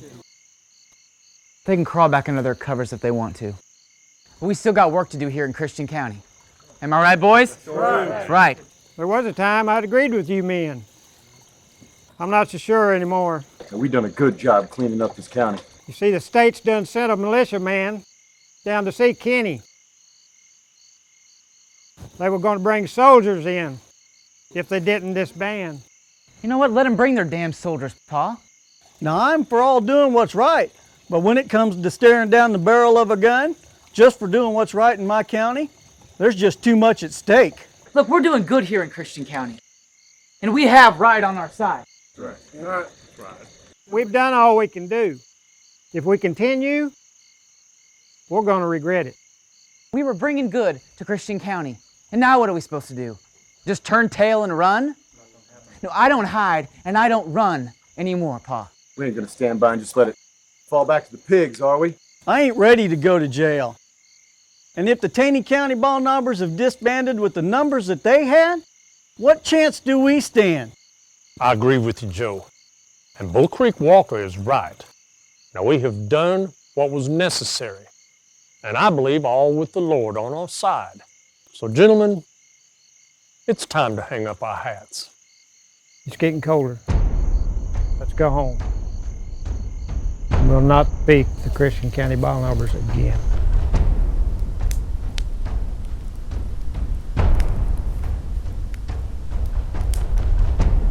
Look, you men signed on to help clean up Christian County. I don't care what my pa says about us disbanding. We ain't done. No. I'm gonna ride tonight. This is gonna be our last raid. We better make our mark. Alright, when the time is right, I'll give you a signal. Pass it along to those in the group that you trust.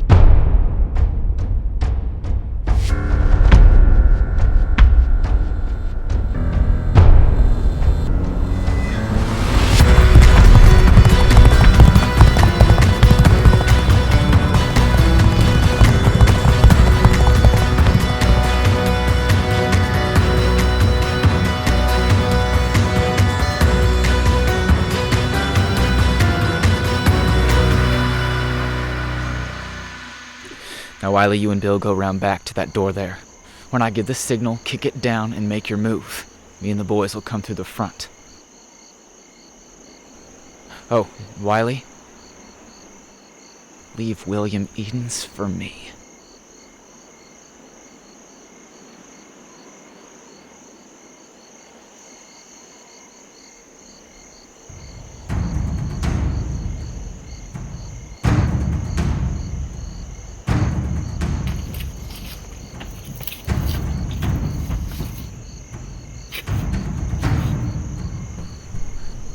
Sounds like they're all down for the night.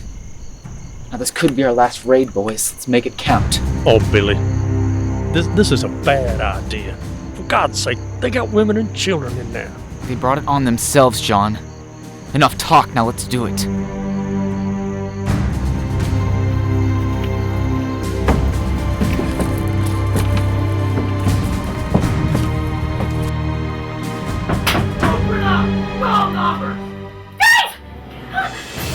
What's wrong, Mama? William! Get out! Just take my baby down. We can't find all those men. damn door! If they come in here, fight like hell.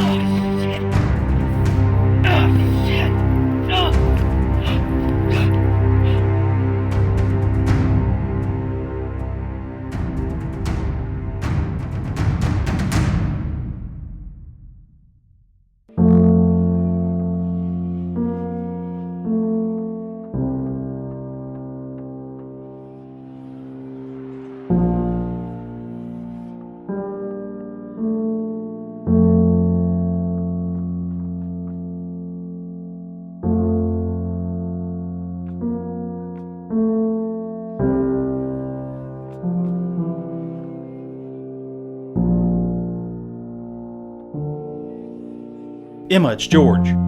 What happened? You wait here.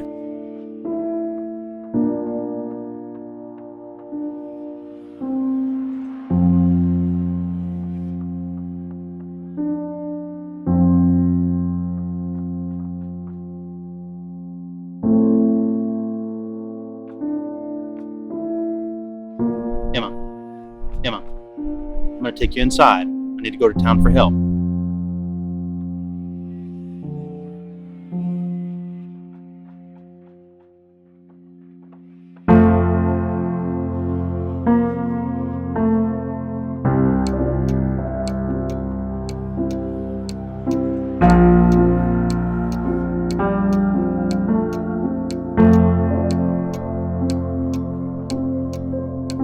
They killed my boy.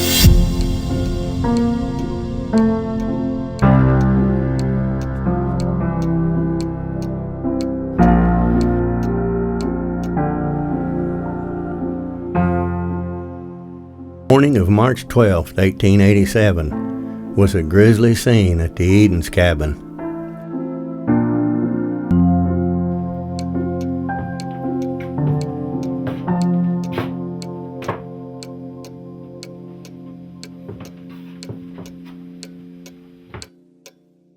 Miss Edens, my name is Sheriff Zach Johnson. I know who you are. They killed my boys. They killed them dead. Were you able to recognize any of them? Y'all held Devil's Mask on. I reckon I know some of them. I tore the mask off one of them. It's here on the bed. Don't even know what time it was. Never even heard him ride up.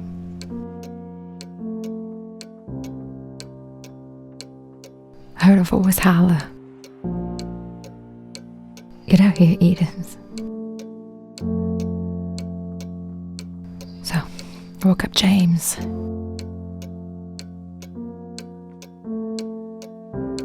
Got to the door.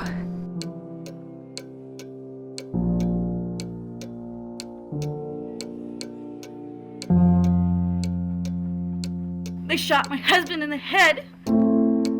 You find them. And you kill every damn one of them. Miss Edens, I can't change what happened here last night. But I am going to find these men. You have my word on it. Miss Edens, There's going to be some women come around here to help you. I want you to listen to them. And if there's anything else I can help you with, don't hesitate to call on me.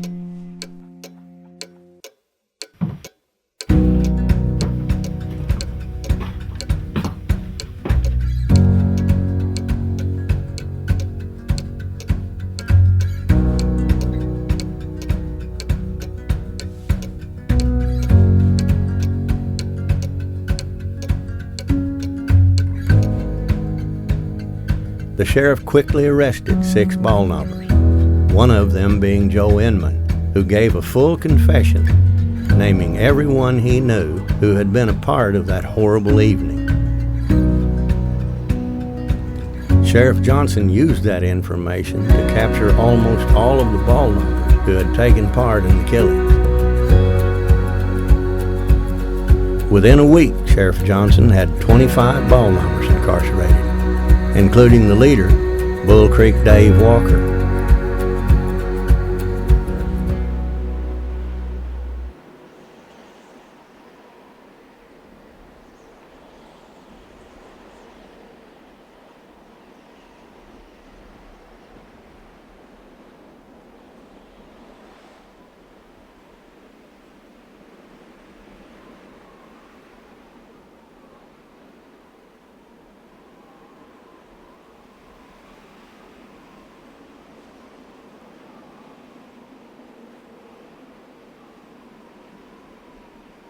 What are you doing out here all by yourself?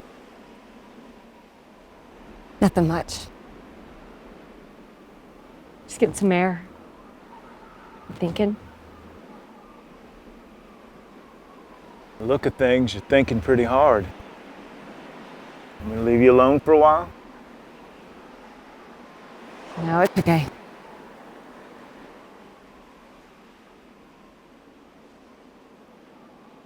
Now, I do want to talk to you. Okay. Where have you been? What do you mean, where have I been? I've just been in town taking care of some business. You're gone. Days, evenings. Paul and Georgia are starting to do some of your chores that you usually do. We never see you at home. Well, I don't see that as a bad thing. They're getting older. They need to take more responsibility. I don't disagree with them taking on more responsibility. But you have a responsibility as a father and as a husband. I was fine when it was the league and you were fighting for the county, but the league's been disbanded. There's no more meetings. Is that true? Why would you even ask me that? I made an announcement for everybody to hear. It was in all the papers from here to New York. Because you're never home. You're not being open and honest with me. You promised. I'm not going to stand here and be dressed down by my own wife like I was a 12-year-old boy. I do the things that I have to do. That's just the way it is. Then go! Get yourself killed! You want me to walk behind you like a dutiful wife in silence, and that's on me! Go!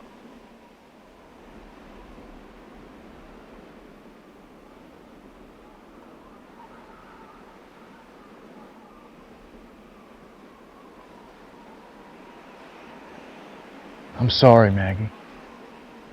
I did disband the league.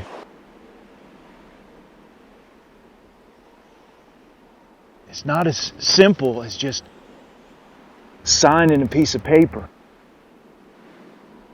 Get a train like this rolling down the tracks. It takes a bit to get it stopped. Now, I'm not going on raids anymore.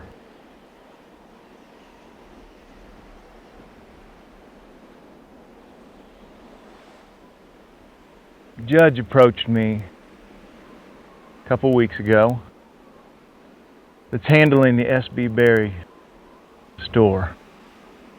He wants me to take an inventory before they get divorced so that they can divide things up.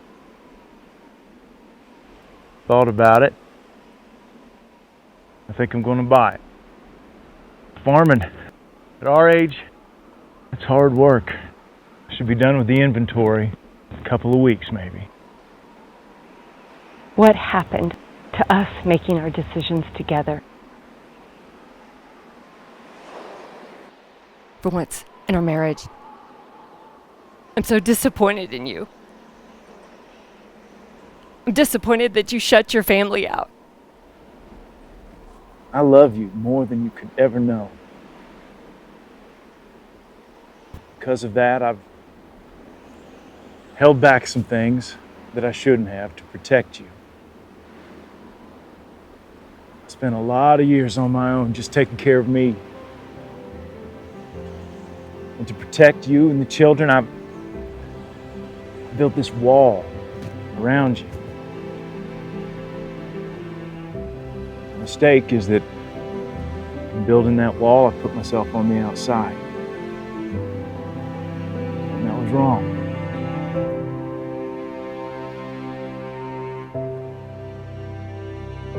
You're right. I'm sorry.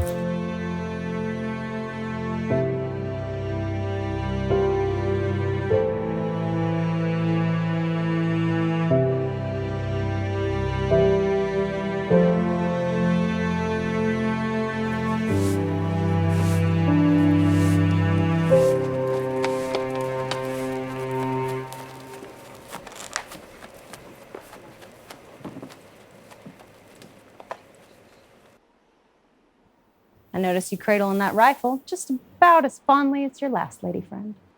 And leave me alone. I'm busy and this does not concern you. You know, it absolutely does concern me. That half of everything in that store of yours belongs to me.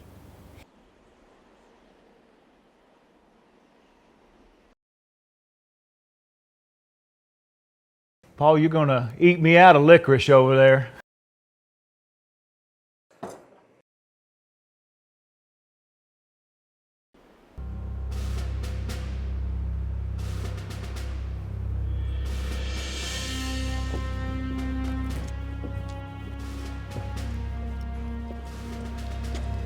I don't know what you think you're doing, BALDKNOBBER, but if I was you, I'd holster that gun and leave town for the day. Them boys are up to something. No, everything's fine here in our little town of Forsyth today. Oh yeah. So why don't you just go have a peaceful afternoon?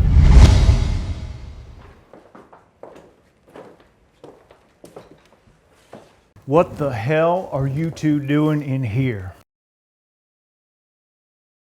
As you can see, I'm busy. You have something you want to discuss with me, we'll do it later, outside of this establishment. Well, what's he doing here then? That is none of your concern. Now leave. Well, Captain, it's damn hot. Could we at least get a drink of water? I will kill you if you don't leave now.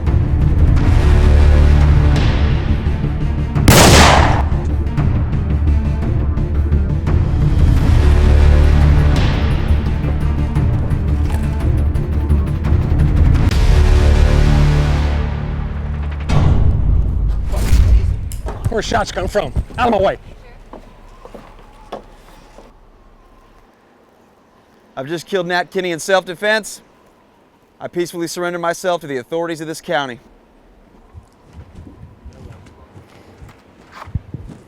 Paul, Billy, I don't know what you've done or what's going on in that store, but you're going to come in with me until I can get to the bottom of this. If they move, shoot them.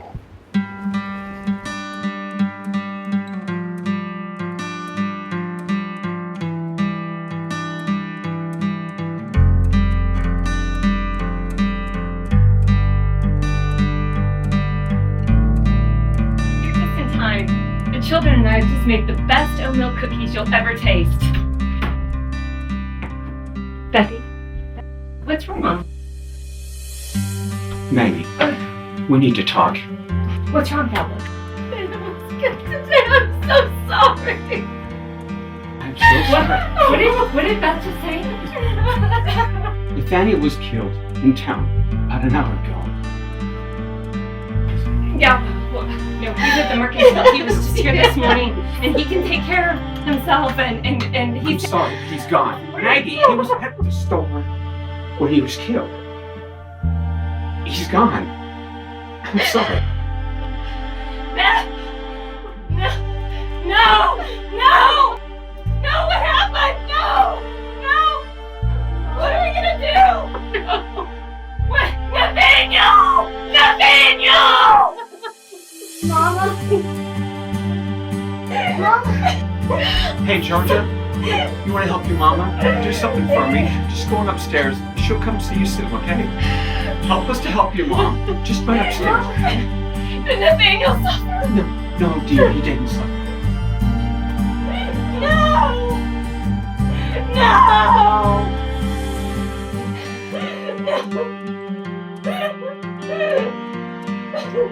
Dad, just stay with her. Check on the children. I'll be back as soon as I can. What are we gonna tell the children? What am I gonna tell the children? Nathaniel! Oh my God!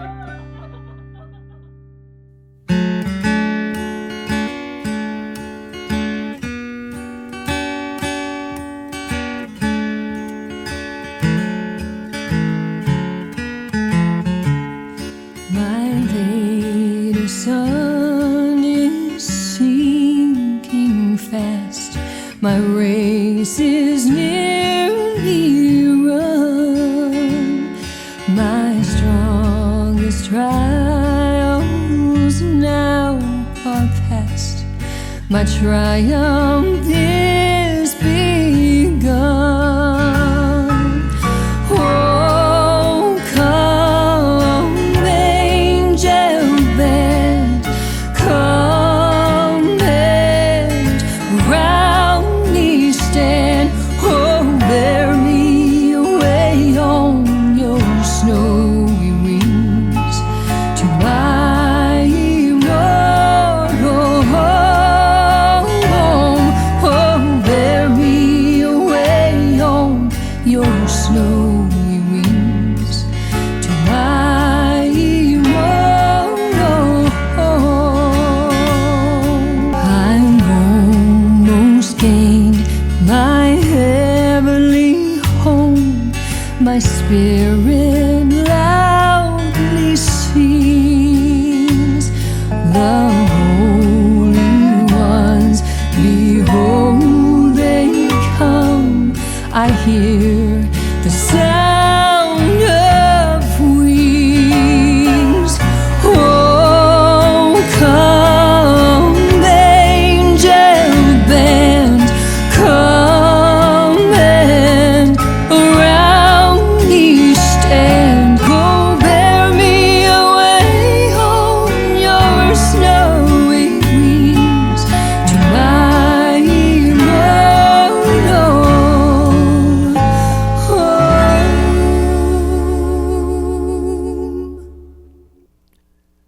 Dave Walker, his son Billy, and John Matthews were anticipating their fate.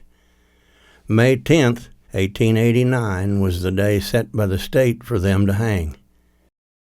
Sheriff Johnson had known each of these condemned men for many years, so they insisted that he be in charge of the execution, even though he had no experience in such matters. The three men were trying to desperately get right with God. Feeling more and more hopeless as no stay of execution had come from the governor, the three men sought peace through religion.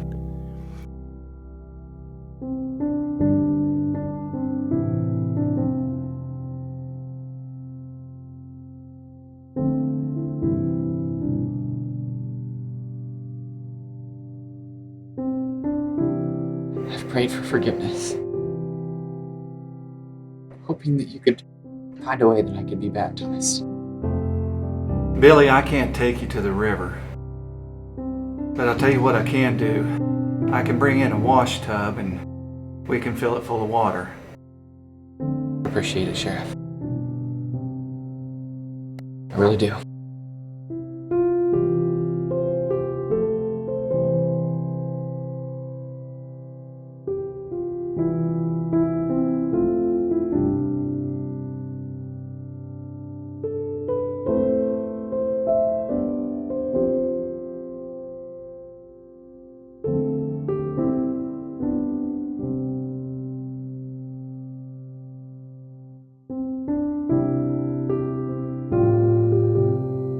Take care of your mama.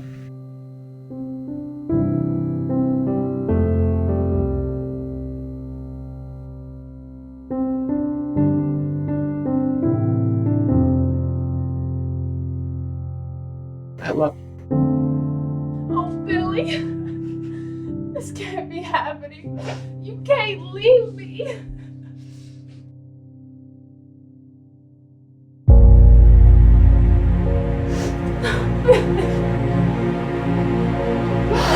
Oh, God.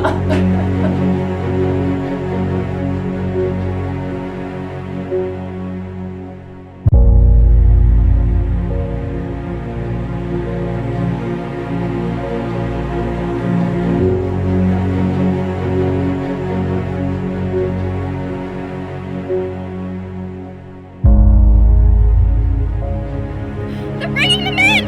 They're bringing them in!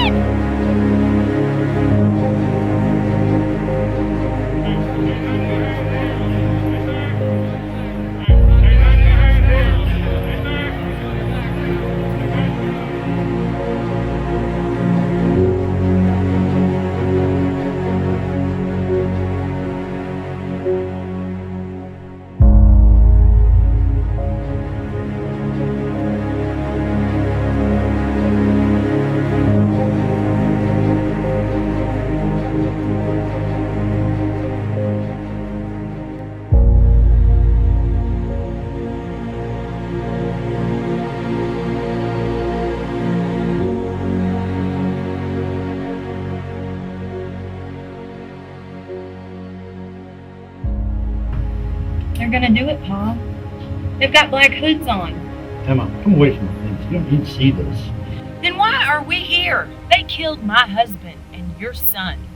I will see them die. Heavenly Father, remember these men. Remember thy son's word. Forgive my enemies, for they know not what they do. We ask you to give knowledge and Christian faith to their friends. Bless and remember their families. Heavenly Father, our last request that you give these men courage to meet their fate. Amen.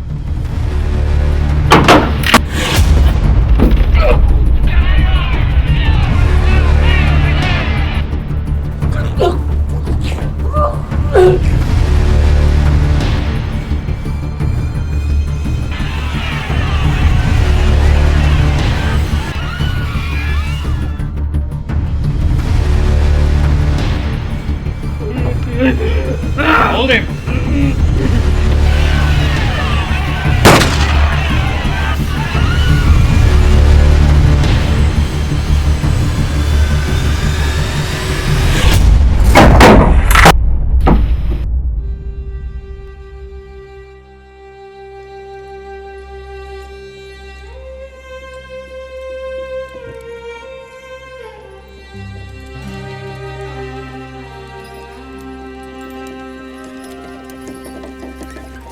The Walker family didn't attend the hanging. The bodies of Dave and Billy Walker were taken by wagon to Sparta, Missouri.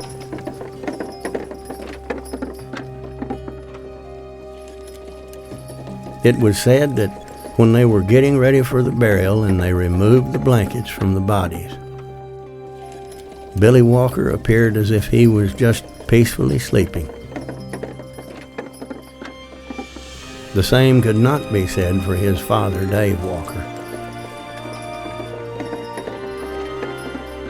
The two men were buried together in a common grave.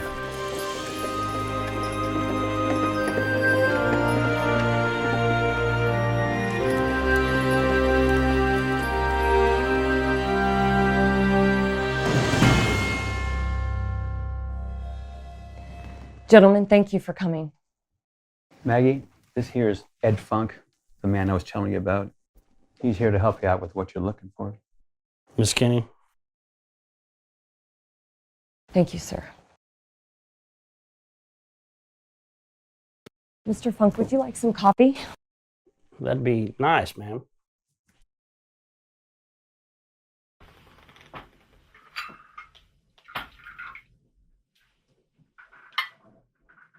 Thank you.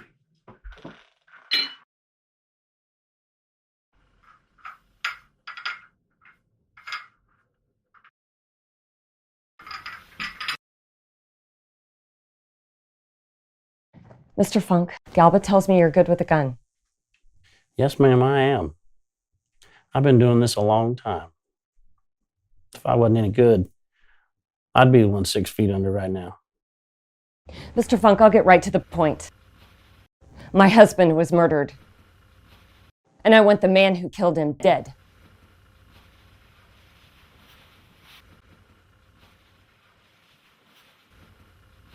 I'm willing to pay you $1,500 to make sure that you and Galba get it done. Now, Maggie, you know the Miles brothers. Whenever you see one of them, the other two are always close by. It's going to be tough, but it can be done. Now, Ed, the Miles brothers are very good with guns, especially Billy, and they don't back up from anyone. That is only going to make it easier. I'll give you $500 now, and the rest when Billy Miles is laying in his grave. Miss Kenny, that's going to be a matter of picking the right moment. But I will see this through. You can count on that. Do we have a deal?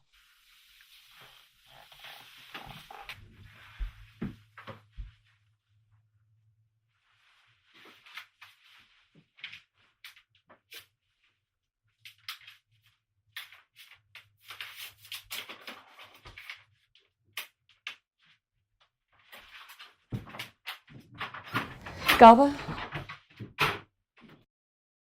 Be careful. I will, Maggie. It'll be okay.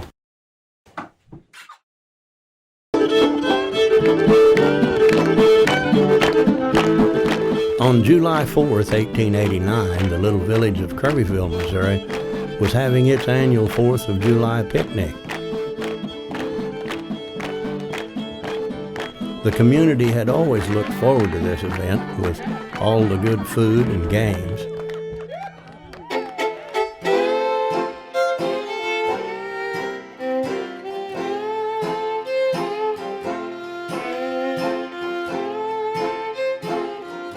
Galba Branson and Marshal Ed Funk were looking forward to this picnic for a different reason.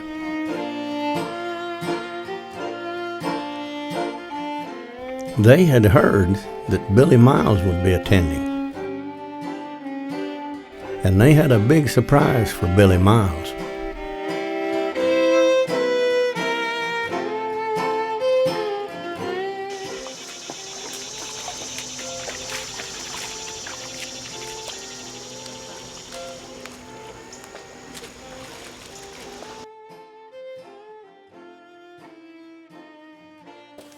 Jim, Manny.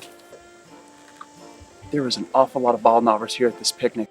Who's that fella who's walking around with Sheriff Branson? How about that, Billy? He looks like trouble. I don't know yet. I'm sure he's with Branson. Looks like he's sticking with him pretty close. Branson don't want no trial. He's here for me. You two take good cover when you see Sheriff Branson. Don't take no chances. I don't think they've seen you two yet. Let's keep it that way.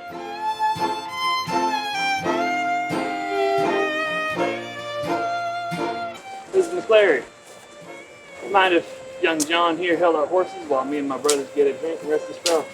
Not at all, Jim. John, go ahead. Hold tight, man, horses, and keep them close. They're a bit spirited.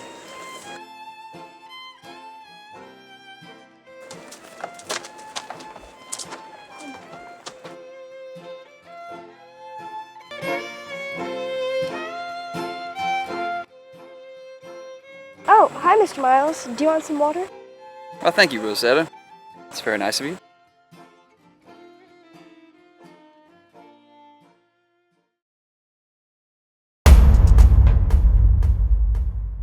Hold up, wait. Hold up if you want to, Sheriff. I come finish what we're getting paid to do.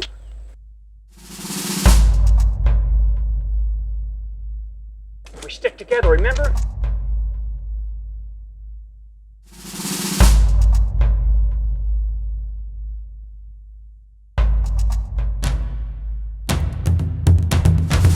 Hey, you Billy Miles? Yep.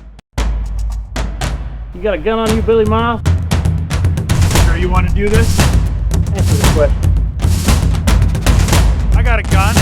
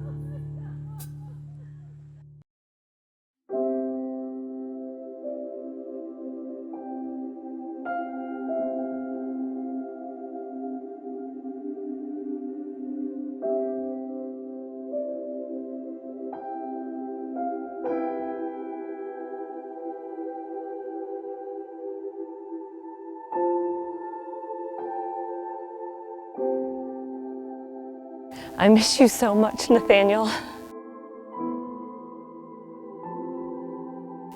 Life is so hard without you.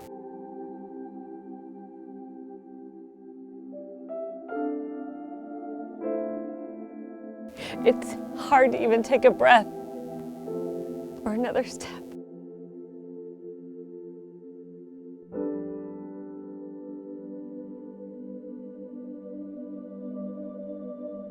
I tried to do what I thought you would have wanted.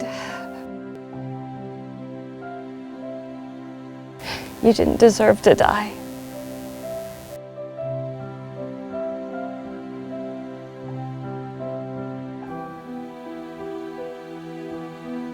Nada made such a mess of things.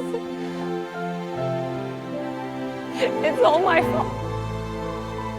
It's all my fault that 2 men are dead.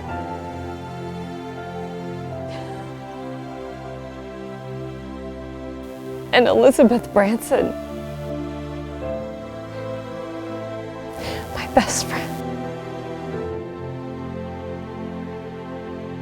is now a widow, like me.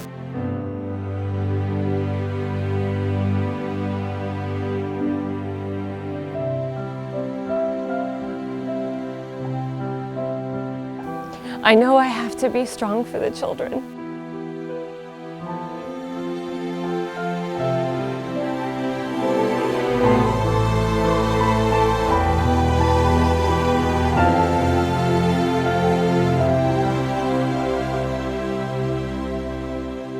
We'll be together again soon. when I take my last breath.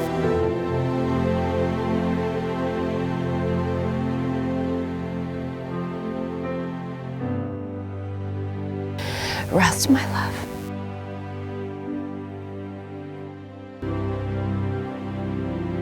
Rest, Nathaniel.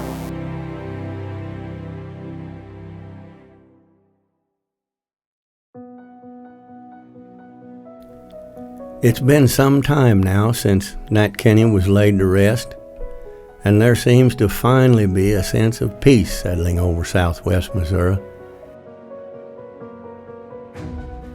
Not since the Civil War has there been such trials and tribulations in this community. But the people of southwest Missouri are tough, rugged, God-fearing, resilient people. They always seem to be able to handle whatever befalls them. As for the night riders, to some people they were no better than outlaws that spread terror throughout this area, while to others they were the brave men who restored law and order to Taney County.